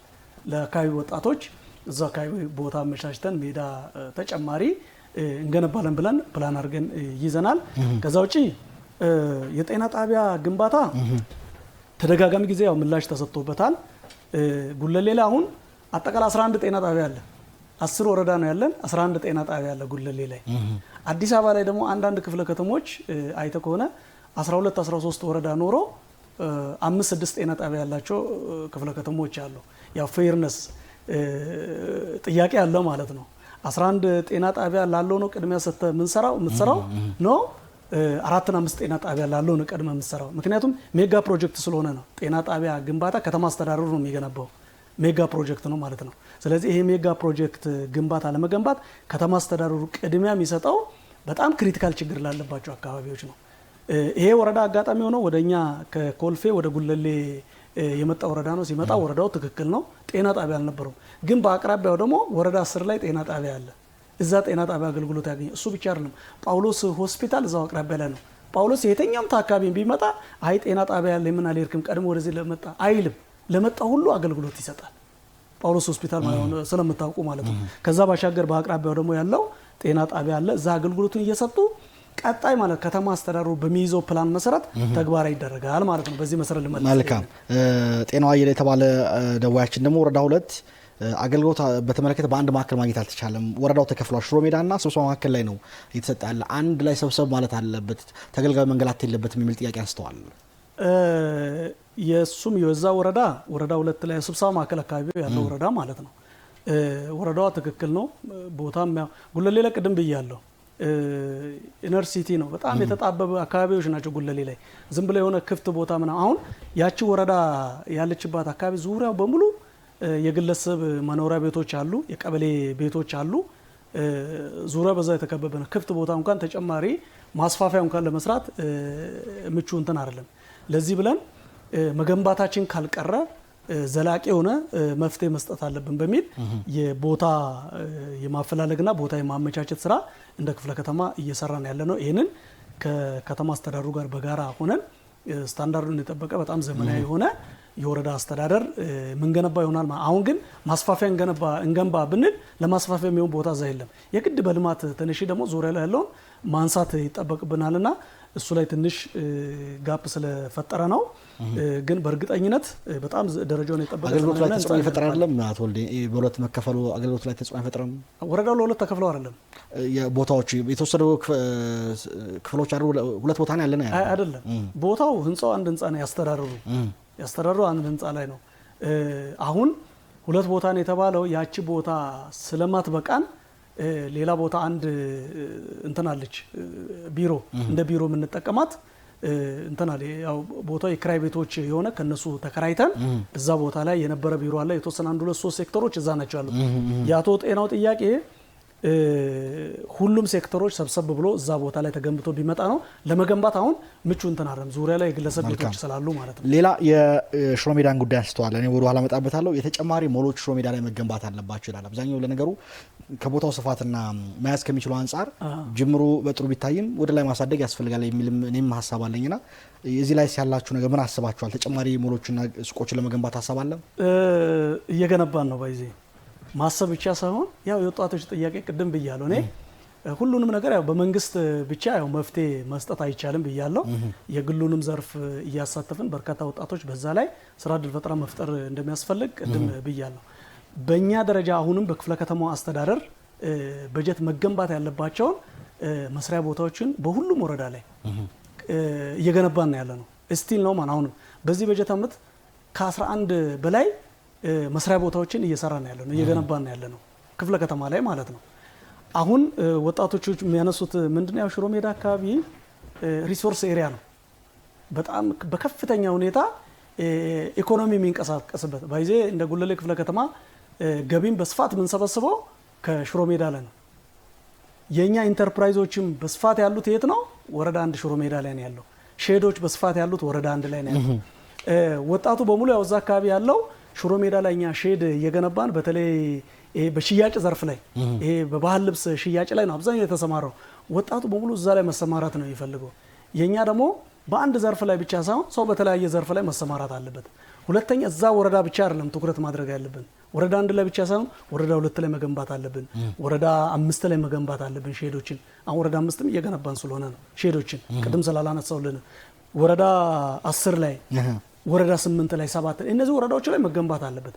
ሁሉም ነገር ወረዳ አንድ አካባቢ ላይ ወጣቱ የሚፈልገው ለምንድን ነው? ያው ሁሉም ባህል ልብስ ላይ ንግድ ላይ መሰማራት ስለሚፈልግ ነው። እሱ ደግሞ በዛ ደረጃ የሚሆን አይደለም። ሌሎች አካባቢዎች ላይ ማዳረስ ስላለብን ግን ደግሞ አሁንም ቢሆን ወረዳ አንድ ላይ ለምሳሌ የገነባ ነው አለ። አሁን ሰሞኑ ትላንትና ክብርት ከንቲባችን ካስተላለፉት ውስጥ አብዛኛው ወጣት የወሰደው የት ነው? እዛው ወረዳ አንድ ላይ በገነባ ወደ እሱ ላይ በኋላ በደንብ እንመጣበታለን። በነገራችን ላይ እዛ አካባቢ ችግሮችም ስለሚነሱ የአንድ ማዕከል አስተያየቶች አሉ። የወንጌል አማኞች ክረምት ላይ ጭቃ እየተፈጠረ በተለይ መቃብር ቦታ የሚል ሀሳብ አንስተዋልና የወንጌል አማኞች ጋር ከመቃብር ቦታ አንጻር እየተፈጠረ ያለው ችግር ምንድን ነው? ሌላው ደግሞ የመሰረተ ልማት ጥያቄ፣ ታቦት ማደሪያ የልማት ትንሾችም ጥያቄ አንስተዋልና እስከ መቼ ነው የነዚህ ዜጎች ጥያቄ መሰረታዊ ስለሆነ ምላሽ የሚያገኘው? የወንጌል አማኞች ቤተክርስቲያን እንጦጦ ቆፍራል የተባለው አንድ የግል ድርጅት እዛ አንድ የሆነ የሚሰሩት ልማት ስራ አለ። ለዛ ልማት ስራ ብለው ቦታውን አስፈቅደው ቁፋሮ ቆፍሯል። ትክክል ነው። የቆፈሩትን ቁፋሮ አፈሩን ከፊሉን መልሶ ከፊሉን ሳይመልሱ ነው የተውት። ይህንን ከአባቶችም ጋር ተግባብተናል። ራሱ ሰዎችንም በዚህ አጋጣሚ በጣም የሚገርም ማለት ነው። ልክ አሁን እነዚህ ትላንትና ነው አገልጋይ ፕሮግራም ላይ የተጠየቁት። ሮብ ዕለት ማለት ነው። ሮብ ማለት ትናንት ማለት ነው ተጠይቋል። ከዛ በኋላ ወዲያውኑ ያ ድርጅትም ደግሞ መጥቷል የቆፈረው ማለት ነው። እና ከነሱ ጋር ተግባብተን ወዲያውኑ ሶሉሽን እንዲሰጥ የጋራ ተግባቦት ላይ ደርሰናል። ራሳቸው አባቶችም ስለነበሩ የጋራ ተግባቦት ደርሰናል። ያው ይፈታላቸው። ስለዚህ ባጭር ጊዜ ያልቃል። የመሰረተ ልማት ጥያቄ ያላቸው በተለይ የዚህ ታቦት ማድሪያ ላይ የልማት ተነሾችም ጥያቄ ስላላቸው የነዚህ ዜጎች ጉዳይ መቼ ነው ልማት የምትሰጡት? እንግዲህ ወደ ግንባታ ለመግባት የግንባታ ፈቃድ ያስፈልጋል የሚል ነገር ስለተነሳ አሁን በቆርቆሮ ታቦት ማድሪያ ኦኬ ላይ የእንጦጦ ኪዳነ ምሕረት ጋር ኦኬ የእሱ የልማት ተነሾች ናቸው። የላንድ ዩዝ ማስተካከያ ቢደረግ ነበረ። በእርግጥ ላንድ ዩዙም ሳይስተካከል ቦታው ስለተፈቀደላቸው ወዲያውኑ ወደ ልማት እንዲገቡ እኛም የጋራ እገዛ እያደረግን ኦልሞስት አብዛኛው ተግባር ወደ ስራ ተገብቷል። አንዳንዶቹ ግንባታም ጀምሯል፣ የራሳቸውን ግንባታ ማለት ግን የተወሰነ የመሰረተ ልማት ጥያቄ አለ። የመንገድ የመብራት መንገዶችን በጣም በፍጥነት እየተሰራ ነው። ባይዘ ቅድም ከስተመሩም አንስቷል፣ እየተሰራ ነው ብሏል። መብራት ገብቶላቸዋል፣ ክፍያም ጭምር ተከፍሎ ማለት ነው። መብራት ገብቷል። ኦልሞስት የውሃ ችግርም በዛ ደረጃ እየተፈታላቸው ስለሆነ እነሱም ትላንት እኔ ጋር መጥተው ክፍለ ከተማ ላይ አመስግነው ነው የሄዱት። መንገድ ላይ ትንሽ ቢፈጥርልን ነው የሚሉት፣ ብታፈጥኑልን ስራው እየተሰራ ነው ግን የተወሰነ ቀስ ማለት የመዘገየት አለ። እሱን አፍጥናችሁ ቶሎ ጨርሱልን የሚል ነው። እሱ ፈጥነን እንጨርስላችኋለን። ይሄንን ከመንገዶችም ጋር እኔም በቅርበት እየተከታተልኩ ስለሆነ ማለት ነው። ከዚህ ከስራ ዕድል ፈጠራ አልወጣም። አሁንም በጉለሌ ክፍለ ከተማ ሩፋኤል ቤተክርስቲያን አካባቢ የተገነባው ሼድን በተመለከተ 96 እናቶች ከዚህ በፊት ተሰጥቷቸው ስራ ሲሰሩበት ነው የቆዩት። አቶ ወልዴ በመኪናኛ ቢሮ ሰብሰብ ብለው መጥተው ነበር። እነዚህ እናቶች አቅመ ደካሞች ናቸው፣ አሮጊቶች ናቸው። አንዳንዶቹ ልጆቻቸውን የሚደግፉ የልጅ ልጆቻችን የሚያሳድጉም ልጆች እንደሆኑ የጤናም ችግር ያለባቸው ነው መመልከት ይችላልና እነዚህ እናቶች የመስሪያ ጊዜያቸው አልቋል፣ ስለዚህ ለቃችሁ ውጡ ተብለናል፣ የት ነው የምንሄደው የሚል ጥያቄ አላቸው። እንደ አንዳንዶቹ ነው የሚያነሱት ከዛ ካስወጣችሁን ሩፋኤል ቤተክርስቲያን ላይ እንጥፈን ነው ወደ ልመና መንገባው፣ ከዚህ በላይ ልንሻገርበት የምንችለው ነገር የለም የሚል ሀሳብ አንስተዋልና በእርግጥ የነዚህ እናቶች ጥያቄ ምን ያህል ተገቢ ነው? ምናልባት እነሱ እንደሚያነሱት ከዛ ተነስተው ማህበራዊ ሌላ ወደ ልመና ወደ ሌላ ማህበራዊ ጉዳይ ችግር ቢገቡ ለክፍለ ከተማውም ሌላ ሸክም ሊሆኑ ስለሚችሉ የክፍለ ከተማ አስተዳደርና አመራር ምን አስቧል የሚል ጥያቄ አለኝ። ጉለሌ ላይ ደስ የሚል አብዛኞቹ ጥያቄዎቹ ከስራ ዕድል ፈጠራ ጋር ነው የሚነሳው። ያው ስራ ዕድል ፈጠራ ምንድነው? በአንድ በኩል ያው ጥያቄ የሚነሳው በስፋት ስራ ዕድል ፈጠራ እንፈጥራለን ስለምንፈጥር ሌሎችም እኛም ለምን ተጠቃሚ ያልሆንም እንደዚህ ያልሆንም የሚል ጥያቄ በተለያየ ጊዜው መነሳቱ ጥሩ ነው። እናንተ ጋር እነዚህ ሰዎች ቦታ 2004 ወር 2003 ላይ ነው ቦታ የተረከቡት ሼድ ማለት ነው። ሩፋኤል ሳይት የሚባለው ሼድ እንግዲህ ኦልሞስት ከ10 ዓመት በላይ እዛ ቦታ ላይ ተጠቅሞበታል። እኛ ጋር ደግሞ ያላቸው ውል ስንት ዓመት ነው? 5 ዓመት ነው። መንግስቱ 5 ዓመት ብሎ የሚሰጠው ሰው ጥሪት ፈጥሮ ሀብት ፈጥሮ ወደ ቀጣይ ዘርፍ እንዲሸጋገር ነው አይደል? 5 ዓመት ብሎ ውል የሚሰጠው ከ5 ዓመት በኋላ ደግሞ ሌላ ወጣት ሌላ ሰው ደግሞ ገብቶ መጠቀም መቻል አለበት። ለዚህ ኮን 5 ዓመት የሚለው ህግ ተግባራዊ እንዲደረግ የተደረገው ማለት ነው። እነዚህ እናቶች ከ10 ዓመት በላይ እንግዲህ ከ2004 ጀምሮ ያውቁታል። እኔም አውቃቸዋለሁ እናቶችን አሁን ለበርካታ ዓመት እዛ ነው። ምን ያህል አቶ ወልዴ በቅርበትም ስለሚያውቋቸው ምን ያህል አቅም ፈጥረዋል? እኔ አሁን እኔ ስጋት እስከ ሰዎቹ አንጻር ስመለከት የሚሉት ችግር ውስጥ ያሉ ይመስላሉ። የጤናም ጉድለት ያለባቸው በርካቶች ናቸውና ምናልባት እነዚህ ሰዎች በቃችሁ ተብለው ቢተው እንደሚሉትስ ጎዳና ላይ ሀብት ፈጥሯል ወይስ ጎዳና ላይ ለመውጣት ዝግጁ አይነት ነገር ውስጥ ነው የሚገኙት? መልስ ያስፈልጋቸው ይመስለኛል። ያው በአብዛኞቹ አይታቸው ከሆነ በጉሊት እዛው ሼዱ ላይ በጉሊት ንግድ ነው ተሰማርተው የሚሰሩት እናቶቹ ማለት ነው። ትላልቅ እናቶች ናቸው። ትክክል ነው። በዛ ላይ ነው ተሰማርተው እየሰሩ ያሉት። አሁን ግን ምንድነው የግድ 5 ዓመት የሚለውን ፕሪንሲፕል ምንም ይሄ መመሪያ ነው፣ ህግ ነው፣ ደንብ ነው፣ ተግባራዊ መደረግ አለበት በአንድ በኩል። በሌላ መልኩ ደግሞ ያው ፖለቲካ አመራር አንዱ የሚያስፈልገው ሶሉሽን መፍትሄ ለመስጠት ነው አይደል? እዛ ቦታ ላይ ያለው እኛ ደግሞ እነዚህ እናቶች ምን ይሁኑ፣ ምን እናደርጋቸው፣ እንዴት እናያቸው የሚለውን በራሳችን በክፍለ ከተማ አስተዳደር የምናየው ይሆናል ማለት ነው።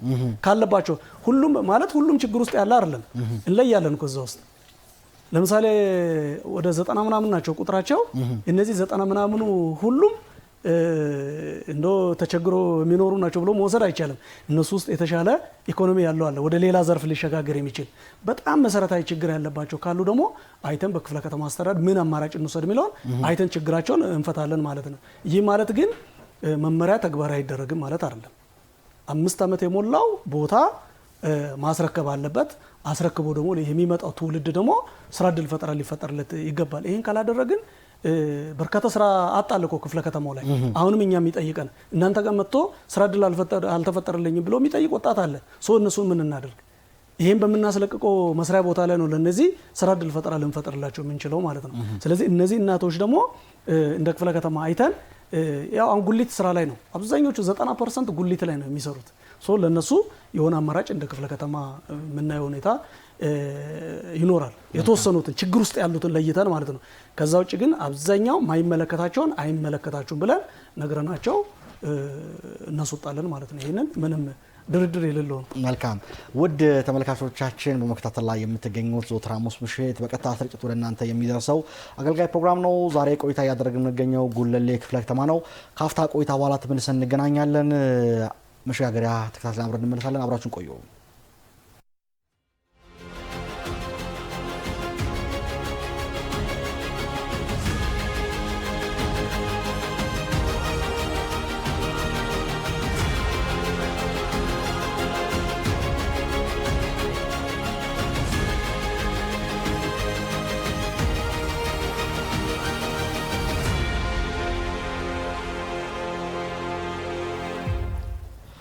ተመልሰናል። ውድ ተመልካቾቻችን በድጋሚ ከኛ ጋር ስለናችሁ ደስ ይለናል። የስራ እድል ፈጠራዎችን በተመለከተ ወደ ጉንድሽ ሜዳ ወደ ኋላ እመጣለሁ።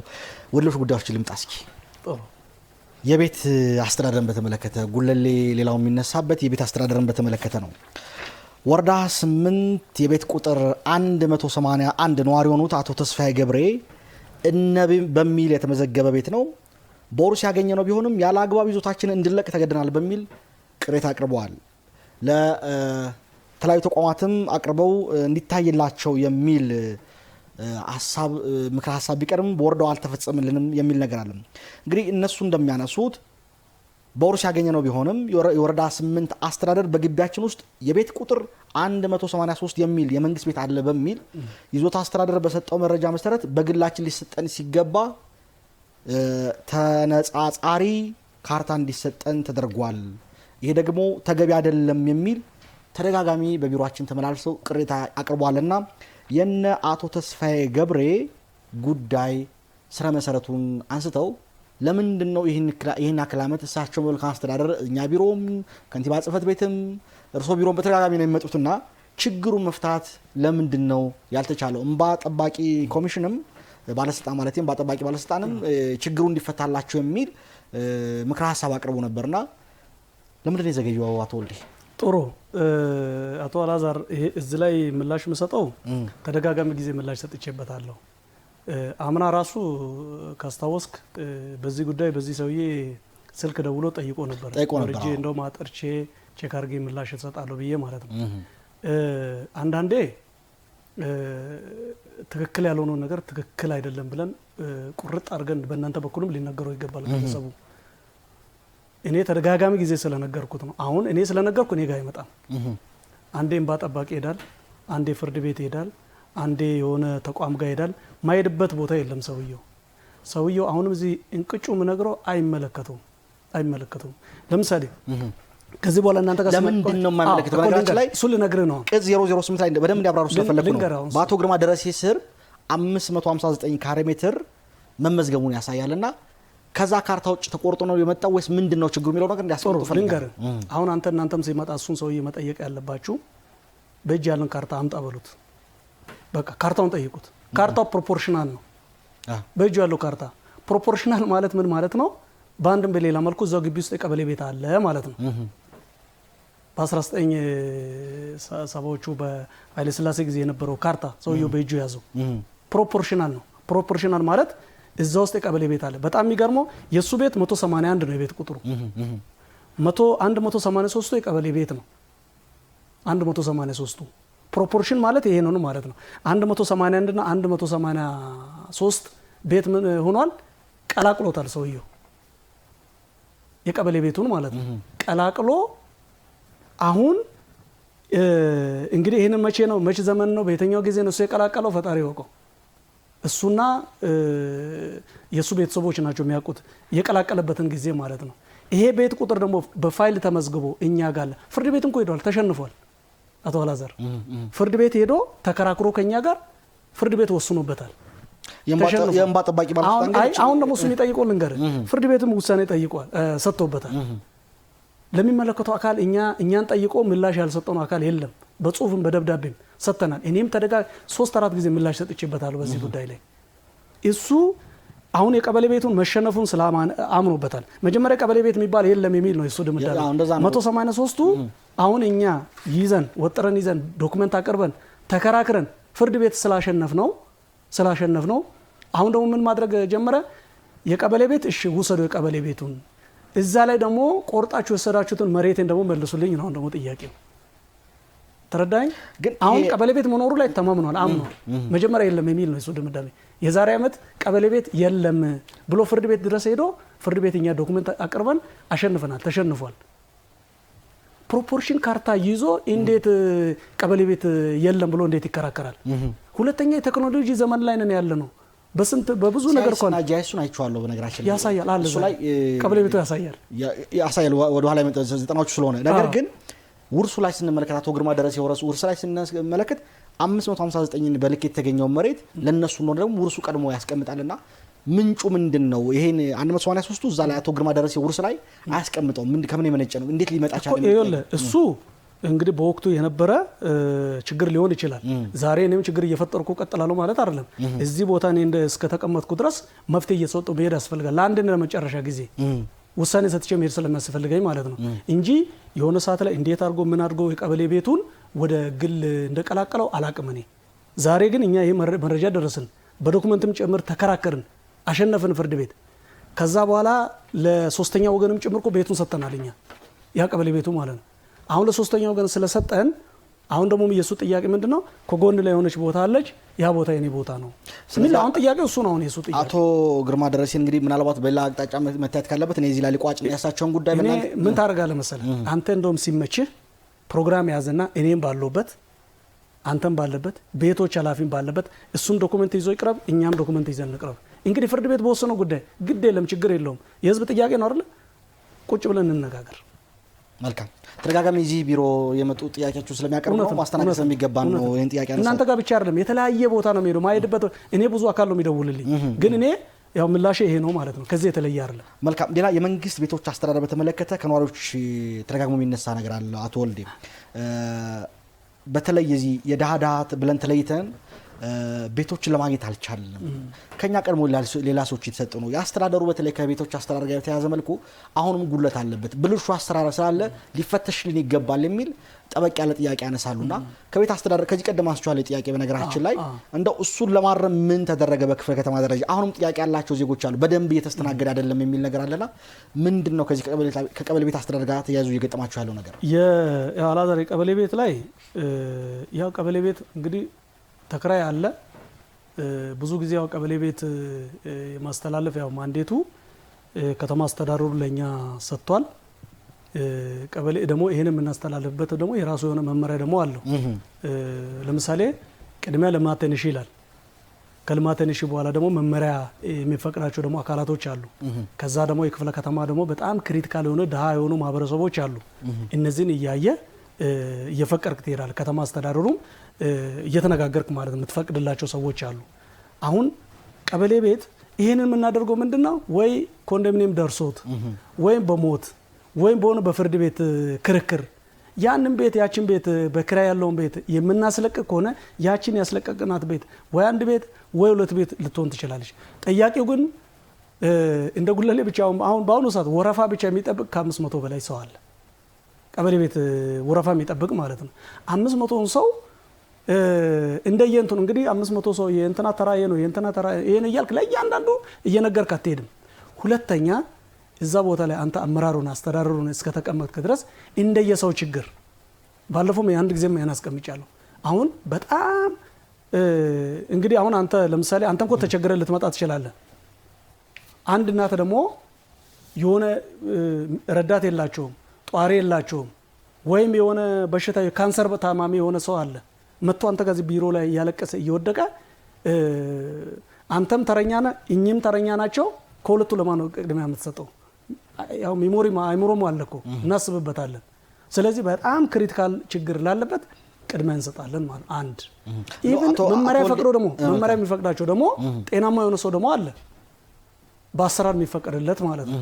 እሱ ደግሞ ሲመጣ ደግሞ ምን እናደርጋለን እንደየ ችግሩ ሁኔታ ለምሳሌ ጤናማ ሆኖ መመሪያ ፈቅዶለት የሚመጣ ደብዳቤም የተለያየ ደብዳቤም ተጽፎለት የሚመጣ አካል ካለ እኔ ደግሞ እንዳስተዳደር ቁጭ ብለን ምናቸው ከኤክስ እና ከሚስተር የማን ችግር ደግሞ ይበሳል የቤተሰብ ብዛትና ብዙ ማለት ምንናቸው መስፈርቶች አሉ ያን መስፈርት አይተን እናስተላልፋለን። ብልሹ አሰራርም ስለሚነሳበት ነው። አሁን ለዚህ አካባቢ ያለው ነገር በተለይ በባለሙያዎችም እዛ አካባቢ ያሉ ሰራተኞችም ቤቶችን የመደበቅ ለማግኘት ቁጥር ለማግኘትም ራሱ የቻለ ፈተና ነው ተብሎ ስለሚነሳ ምን ያህል ቁጥጥር ይታደርጉበታላችሁ የሚል ጥያቄ ማንሳት ስለፈለኩ ነው። ባይዜ ለምሳሌ አሁን እንደውም አሁን ምቹ ሆኗል። በተለይ የቤቶች ሪፎርማን በከተማ ደረጃ ሪፎርም ተደርጓል። እያንዳንዱ ቤት ሲስተም ውስጥ አለ እያንዳንዱ የመንግስት ቤት ለምሳሌ ጎጥ ሆነ ያስለቀቁም ቤትም ሲስተም ውስጥ ይገባል ህጋዊ የሆነ ቤትም ሲስተም ውስጥ ይገባል። የትኛውን ቤት ዝም ብለ ብድግ ብለ የሆነ አጭበርብረ እንት የምታደርጉ አይነት ነገር አይደለም። ሰው ያው ጥቅም ስለሆነ ፍላጎት ስለሆነ ዝም ብሎ ከመሬት ተነስቶ ኤክስ የሚባል እንዲ ብሎ የሆነ እንደዚህ ቤት ደብቆ እንደዚህ እያንዳንዱ ቀበሌ የምትለቀቁም ቤት ነው ያውቃለሁ። ለምሳሌ ወረዳ ህገወጥ ቤት ለማስለቀቅ ሲሄድ በግብራይል ነው የሚመራው። ግብራይል ለማስለቀቅ ሲሄድ መጀመሪያ ግብራይሉን እንደ ክፍለ ከተማ አስተዳደር መመራው ነኝ መረጃ ይደርሰኛል ማለት ነው። የወረዳ ዋና ስራ አስፈጻሚ ቤት ሲያስለቅቅ ሪፖርት ይልክልኛል እንጂ ተደብቆ የሚቀመጥ ቤት ይመጣሉ። አንተ እንደምትለው እኔ ጋር መጥቶ ይላል የቤቶች ላይ ያሉ ቤት ይደብቃሉ ደብቆ ያስቀምጣሉ ይላል። ከዛ በኋላ የት አለ የተደበቀውን ቤት አምጣ ብለ ቼክ ስታደርገው ቤቱ ታሽጎ የተቀመጠውን እነሱ ደብቆ ነው ያስቀመጠው ይላል። ወይ ታሽጎ የሚቀመጠው ወይ ፍርድ ቤት ክርክር አለበት ወይ የሆነ ግለሰቦቹ ቤት ይተላለፍላቸውና እስኪያድሱ ምን እስኪያሉ ድረስ ይቆያሉ። ያን ቤት ይወስዱና ምን ያደርጋሉ ሰራተኞቹ ለራሳቸው ደብቆ የያዙት ቤት ነው ይላሉ። እና ይሄ ሚዛናዊ መሆን አለበት ለማለት ፈልጌ ነው። በዛ ቢወስድ የመንግስት ቤቶችን ያላግባብ ወደ ግል ዞሯል የሚልም ቅሬታ ቀርቦልናል። ወረዳ 9 የቤት ቁጥሮች 278 279 280 281 እና 282 ቀደም ሲል በአዋጅ 4767 የተወረሱ ናቸው ቢባልም ከዚህ ውስጥ 278 ቤት ቁጥር ብቻ በቀበሌ አስተዳደር ውስጥ እንዲተዳደር እንደሚገኝና ሌሎቹ ግን ወደ ግል ዙረዋል። ለዚህ ማሳያቸውን ሲያቀርቡ 282 ቤት ቁጥር እኔም መረጃዎች ማየት እንደቻልኩት በ2004 ዓ.ም የካርታ የወጣበት ወይዘሮ ካሰች ሰለሞን በሚባሉ ግለሰብ ነው። ወይዘሮ ካሰች ሰለሞን ደግሞ በ1991 ዓ.ም ያረፉ መሆናቸው ከድራቸው ማስታወሻ ማየት ይችላልውና ይህ በቤቱ ላይ ያለን ጥርጣሬም እንዲያሰፋ ስላደረገን ጥያቄ ማነሳው ስለነዚህ ያሉ ቤቶች ያሉት መረጃ ምንድነው? አቶ ወልዴ በርግጥ የመንግስት ቤቶች ወደ ግል ዙሯል ወይ? እነዚህ ቅሬታ አቅራቢዎችና መረጃ ሰጪዎቻችን በርግጥ የሚያነሱት ጥያቄ ምን ያህል ትክክል ነው? እንትኑ ጥሩ ነው። ቅድም እንዳልኩ አሁን ይሄኛው የዚህኛው ቤት አሁን የገለጽካቸው ልክ እንዳንተ እኔ ጋር ቅርብ ጊዜ ነው መረጃው የመጣው ጥቆማ እኔ ጋር ደርሷል። ይሄ 2004 ላይ የተፈጸመ ኬዝ ነው። 2004 ማለት ነው። ቀደምም ብያለሁ እኛ በደረስንበት ያው በርካታ ችግሮች ተፈጥሮ ሊሆን ይችላል እኮ አሁን ከተማ አስተዳደሩ ብዙ ነገሮችን የበፊት ብልሽቶች ናቸው ጊዜው እየወሰደብን ያለው ያን ስታስተካክል የሆነ አሁን የነዚህ ቤቶች ጉዳይ ቅርብ ጊዜ ከሳምንት አካባቢ ይሆናል እኔ ጋር ጥቆማ ይመጣው። ጥቆማ ከመጣ በኋላ ወዲያውኑ እኔ ምንድነው ያደረኩት የነዚህ ባይዘው እነዚህ እንትን አይደለም ግለሰቦች ነው የሆነ ሰዎች ናቸው መጥተው መረጃ የሰጡኝ ገና የማጥራት ስራ እየሰራን ያለ ነው። ግን የሁሉንም ካርታ እንዲታገር አስደርጋለሁ። ካርታው ታግዷል የግለሰቦቹ ማለት ነው። እንዳልከው ለምሳሌ 278 የግል ቤት ብቻ ምንድነው የቀበሌ ቤት ብቻ ተደርጋ ሌላው የቀበሌ ቤቱ በሙሉ ወደ ግል ዞሯል በሚል ነው መረጃዎችም ሰጥቶኛል። በነገራችን መረጃ መጣው እንደዛ ነው። እኔ ጋርም ጥቆማ መጥቷል። ባይዘው እዚህ ዝርዝር እንትን ውስጥ ማሌዶ በራሴ ማጥራት ስራ የርንበት ያለነው አለ። ካርታው መረጃ እንዲኖር ካርታውን አሳግደናል አገልግሎት እንዳይሰጥ ማለት ነው። ከዚህ በኋላ ምንድነው ፈርዘር እኛ ጋር ያሉ መረጃዎችን አጥርተን በእጃችን ያሉ መረጃዎችን አደራጅተን ትክክል ከሆነ ወደ ኦፕሬሽን እንሄዳለን ማለት ነው። ምንም ጥያቄ ስለሌለው እያስተካክልን እንሄዳለን ያልኩት ለዛ ነው። ስለዚህ ይሄ ከሳምንት ኦልሞስት 15 ቀን እንደዚህ አካባቢ ነው ጥቆማ የመጣው። ከዛ በኋላ ነው ወዲያውኑ ለቤቶች መረጃ ሰጥቼ ቶሎ እርምጃ እንድትወስዱ በሚል ነግረን ካርታው ታግዷል። በዚህ ደረጃ መረጃ እንዲኖርን። መልካም። ሌሎች አስተያየቶችና ደግሞ ጥያቄዎችም አሉ። በቪዲዮ ስንከታተል ውድ ተመልካቾቻችን በመከታተል ላይ የምትገኙት አገልጋይ ፕሮግራም እንደቀጠለ ነው። ዛሬ ጉለሌ ላይ ቆይታ ያደረግን ነው። እስኪ ደግሞ የተለያዩ አስተያየት ሰጪዎች በጉለሌ ክፍለ ከተማ ላይ ሀሳብና አስተያየቶቻቸውን ለእኛ አድርሰውናል። ምን ጥያቄ አነሱ? አቶ ወልዴ ምላሽ ይሰጡበታል። ተከታትለን እንመለስ።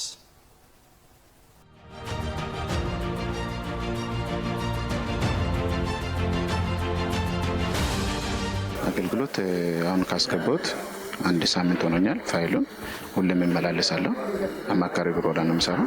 አንድ አይደለም እንትን የምለው በመጣው ሰዓት ላይ አገልግሎት በሚገባ እያገኘሁ ምንም ያው ትንሽ እንትን ወደ እንትን አካባቢ ላይ ወደ መስከረም አካባቢ እንትን ላይ የወረዳው ፋይል ወደዚህ በመምጣት ትንሽ ቢዞ አረጋቸው ነበረ።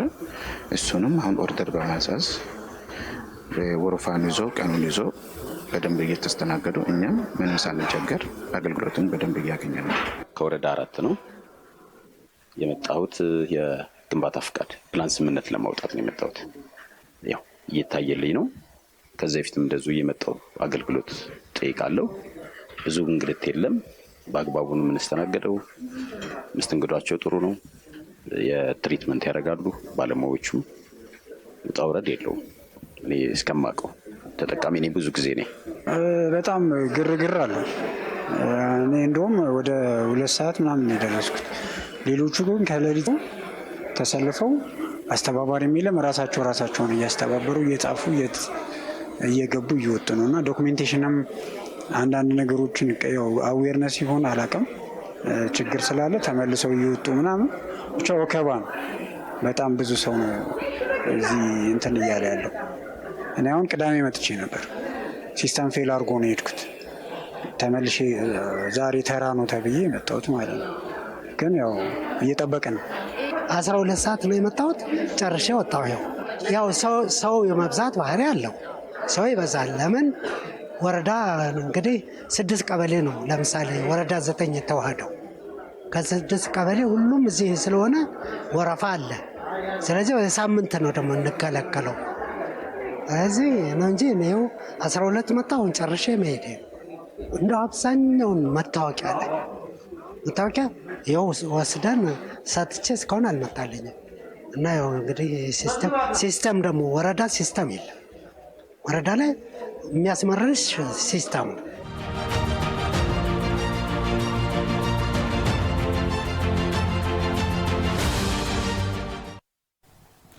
ወደ ተመልካቾቻችን ተመልሰን ተገናኝተናል። አቶ ወልዴ አንዳንድ ነጥቦችን እንመልከት። አገልግሎቱ ጉራማይሌ መሆኑን ያሳያል። አንዳንድ ተቋማት ላይ ጫናዎች አሉ፣ አንዳንዱ ላይ ደግሞ ጥሩ መሆኑን አንስተዋልና በተለይ አንዳንዶቹ በተለይ ወደ ማዕከል የመጡት ወረዳ ላይ ሲሰጡ የነበሩ ቀድሞ እንደ ቤቶች አይነት አካባቢ ላይ ነው ትንሽ ተጽዕኖ ያለውና ይህንም እየተነሳ ነውና ምን አስባችሁበታል? እኔም በተገኘሁበት በርከት ያለ ሰው ነው ያለ። የሚያነሱትም ግዴሌትም ጭምር መተናል ያሉትና ምናልባት ከፐብሊክ ሰርቪስ ጋር መነጋገር ሊያስፈልግ ይችል ይሆናል። ምን አስባችሁበታል? ጫና ስላለው የሚል ነው። ከሲስተም ጋር በተያያዘም ተነስቷልና አሁንም አንዳንድ ሲስተሞችን ማየት እንደቻልኩት በተለይ ከስራ እድል ፈጠራ አንጻርም እንደው ማየት እንደቻልኩት በሲስተም መሆኑ ችግሮችን የቀረፈ ቢሆንም የመቆራረጡ ትንሽ ተጽዕኖ እንዳሳደረ ባለሙያዎችም ስለገለጹልኝ ከሲስተም አንጻር እየገጠማችሁ ያለው ተጽዕኖስ ምንድን ነው በአገልግሎቱ ላይ የሚለው ላይ ምላሾት የሚሰጡት ነው። ጥሩ ነው እንትኑ እነዚህ ሪፎርም የተደረጉ ተቋማቶች በዚህ በጣም እንደ ክፍለ ከተማ ውጤታማም ጭምር ናቸው። ውጤትም እየመጣ ነው ያለው። ቅድም እንዳልከው አሁን የግንባታ ፍቃድ አይተ ከሆነ በየጊዜው እኔም ሮብም አርብም ባገኘት ጊዜ እየርኩ ነዋሪውም እዛ አገልግሎት የሚሰጠውን አነጋግሮት ጋር አቶ ሌላ ቆጥና ስልክ እንቀበልና ሄሎ አናስተልኝ ለነስተልኝ ማን እንበል? ከየት ነው? ከታቦት ማደሪያ አካባቢ ነው። አቶ ዴንጎ እባላለሁ። እሺ አቶ ዴንጎ ጥያቄዎት ምንድን ነው? ጥያቄ አቶ ወልዴ በስራው በጣም ጥሩ ታታሪ ሰው ነው። እኔ ብዙ አመት አውቀዋለሁ። በጣም ጎበዝ ሰው ነው። በዚህ ክፍለ ከተማ ላይ ስራ የሚሰራ ሰው ነው። ይጥራል። በጣም የሚሰራ ነው እና በዚህ በታቦት ማደሪያ አካባቢ የውሃ በጣም ችግር አለበት። በሱ በኩል ብዙ ስራ እንዲሰራልን የምፈልገው ይህን ነው። አስተያየት የምሰጠው። አመሰግናለሁ። ስለደወሉ ከልብ ነው የምናመሰግን። ይከታተሉን። ስለዚህ ወደ ጀመርነው ሀሳብ እንመለስ። ኦኬ ስለዚህ እነዚህ ሪፎርም የተደረጉ በጣም ውጤታማ ናቸው። ግንባታ ፍቃድ አሁን በየጊዜው ነው ቼክ ማድረገው፣ መሬትን እከታተላለሁ። የተለያዩ እነዚህ በተለይ ከወረዳ ወደ ክፍለ ከተማ የመጡ ቤቶችንም እከታተላለሁ። አሁን በጣም ውጤታማ ናቸው ማለት ቤቶች አካባቢ አሁን የውል ጊዜ ስለሆነ ነው ሰው የሚበዛው። እውነት ለመናገር ውል አሁን እየተሰጠ አይደለ? ውል እየተሰጠ ስለሆነ በርካታ ሰው በአንድ ጊዜ በሁሉም ክፍለ እንግዲህ ሲስተም አሁን እንደ ከተማ አይደለ? ከሴንተር ነው ሲስተም እንትን የሚደረግ ሁሉም ክፍለ ከተማ በዚህ ጉዳይ አገልግሎት እየሰጠ ስለሆነ ከስተመሩን በአንድ ጊዜ መጥቶ አገልግሎት እየወሰደ ስለሆነ ሲስተም ጋር ምን ሊፈጠር ይችላል? መጨናነቅ ሊፈጠር ይችላል። ያው በአንድ በር ላይ ብዙ ሰው እንደ መግባት ማለት ነው። በዚህ እንትን ሊሆን ይችላል። አሁን ሰው አንዱ ያልተረዳው ምንድነው ሲስተም አክቲቭ አይደለም፣ ቶሎ አገልግሎት እየተሰጠ አይደለም በሚል ጊዜ ገደቡም ይሄድብናል፣ ውሉ ይቀርብናል በሚል ማለት በስጋት ማለት ነው ሌሊት ተነስቶ አንዳንዱም ይመጣ አለ። በእርግጥ እኛ እሱ ላይ የግንዛቤ ፈጠራው ላይ አሁን በስፋት በመስራታችን በከፍተኛ ሁኔታ ማስተካከያ ተደርጓል። አሁን እኔ ትላንትም ከትላንት ወዲያም ሄጄ አይቻለሁ። ባዶ ነው፣ የተወሰነ ሰው ነው። አፕሪሺየትም ሲያደርጉ ነበር። ከፍተኛ ነው ለውጥ አለ ተባለ። ምንድን ያደረግነው በአንድ በኩል ሰው ላይ ግንዛቤ፣ ምክንያቱም ቀስ ብሎ መጥቶ በተቀመጠለት የጊዜ ገደብ መሰረት መጥቶ መዋዋል አለበት በሚል ማለት። ሁለተኛ ከሰዓት ስትመጣ ሰው የለም። ሰውም በሙሉ የሚመጣው ጠዋት ይመጣል፣ ግልብጥ ብሎ ማለት ጠዋት ይመጣና እያንዳንዱ መስኮት ላይ እንትን ሲል ሲስተሙ ጋር መጨናነቅ ይገጥማል። በዚህ ምክንያት ከሰዓት ባዶ ነው። ከሰዓትም ጠዋትም በምትፈልጉ ሰዓት መታችሁ መመዝገብ ትችላላችሁ። ሁለተኛ ማታም እስከ ምሽት 3 ሰዓት እንሰራለን ባይዘይ እስከ ምሽት 3 ሰዓት። ሁለተኛ የሰው ኃይልም ጭምር ጨምረናል። እንደ ክፍለ ከተማ ምንድን ያደረግነው ከተለያዩ ሴክተሮች ልምድ ያላቸው ጥሩ የስራ ባህል ያላቸው ልጆችን አምጥተን ጨምረን በከፍተኛ ሁኔታ ማስተካከያ ተደርጓል።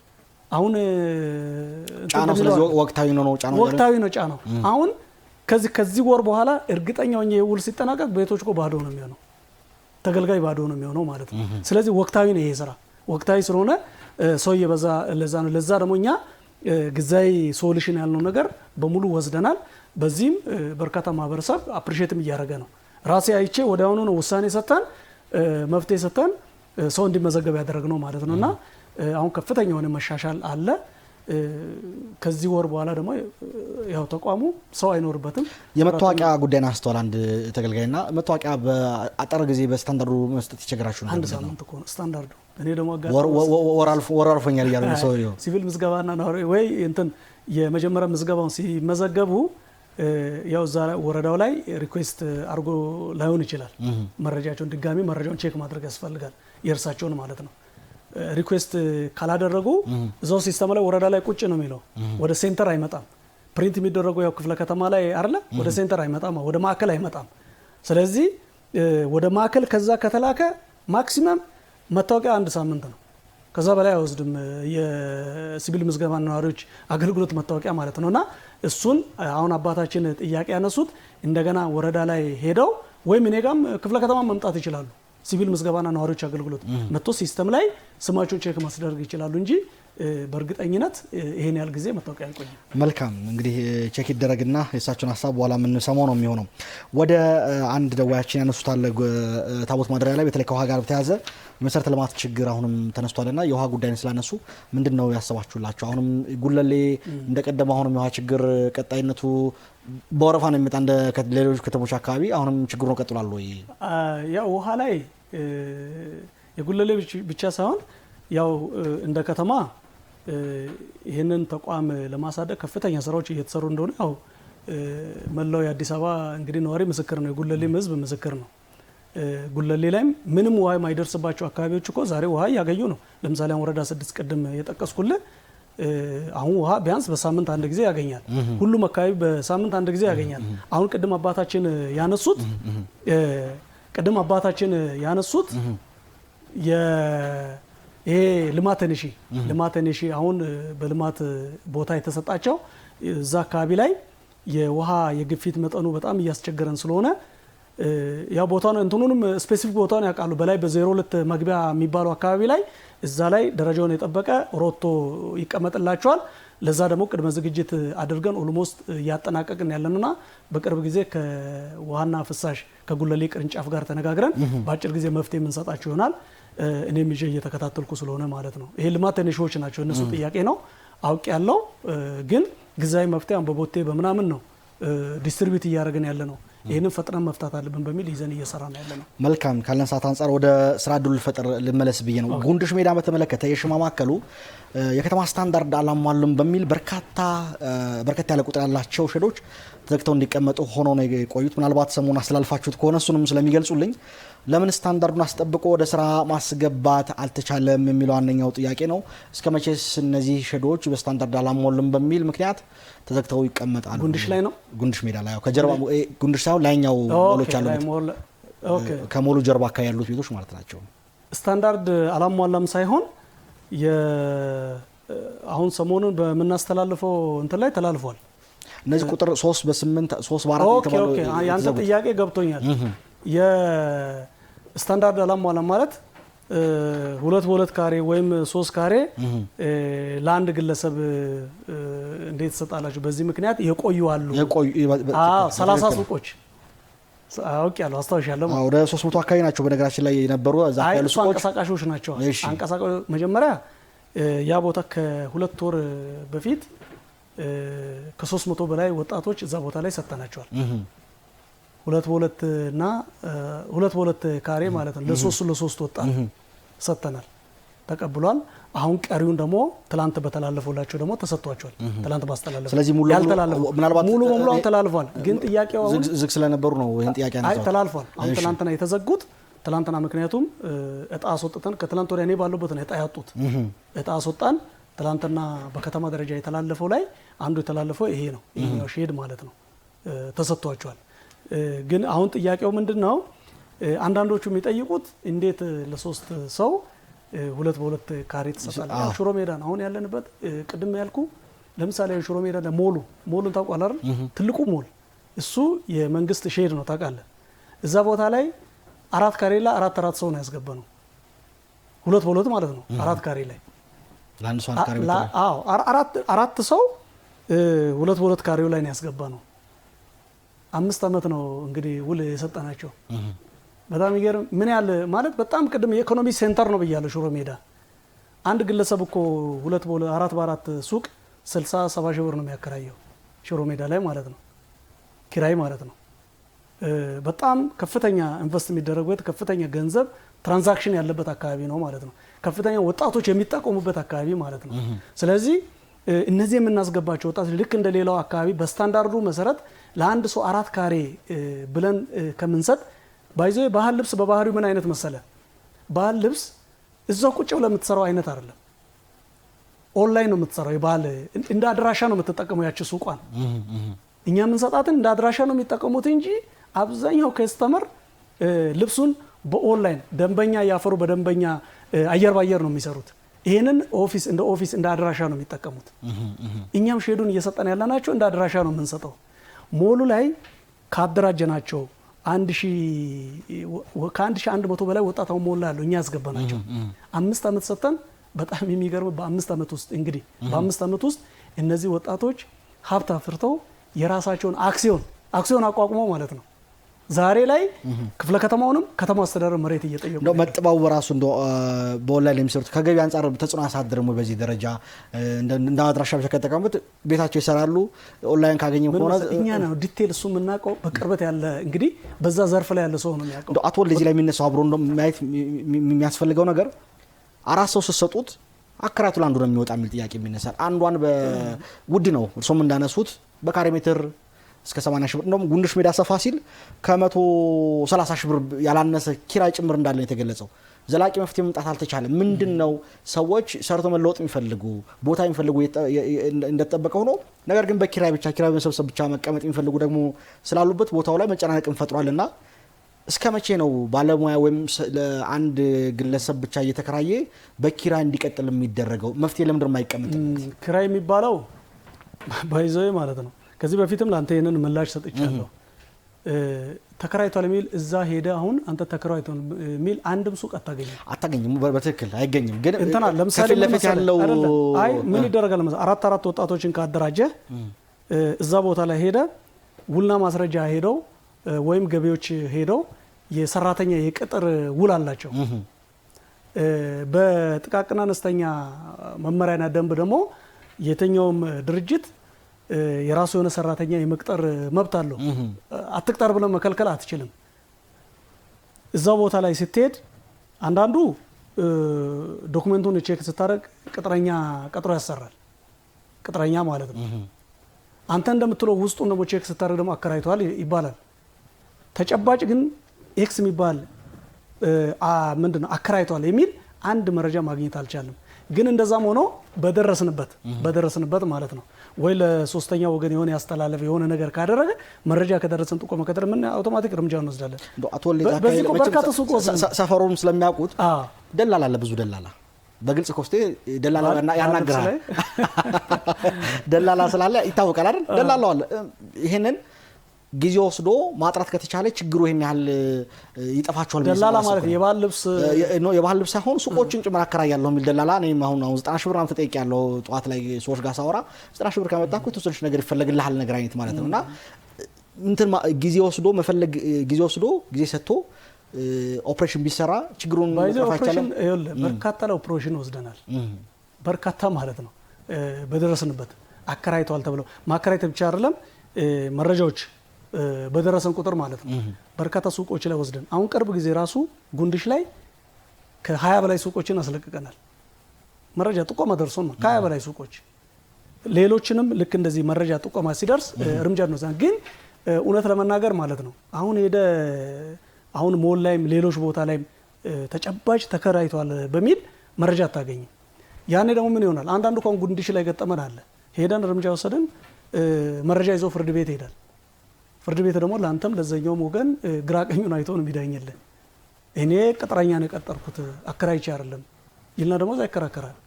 ስለዚህ እንዲህ አይነት ነገሮቹ እንዳይመጣ ለዘኛው መረጃ እንዳይቸግር በጣም ጥንቃቄ በተሞላ መልኩ እየድን በርካታ ሱቆችን አስለቅቀን ለወጣቶች እንዲተላለፍ አድርገናል። አሁንም ይሄንን እየሰራን ያለ ነውና ዋናው ግን እንትኑ ምንድነው እዛ አካባቢ ላይ ሽሮ ሜዳ ላይ ቅድም ሱቅ ይገንባል ብሎ ከፍተኛ ኢንተረስት አለ፣ ፍላጎት አለ። በአጭር ጊዜ ሀብት የምታፈራበት ነው።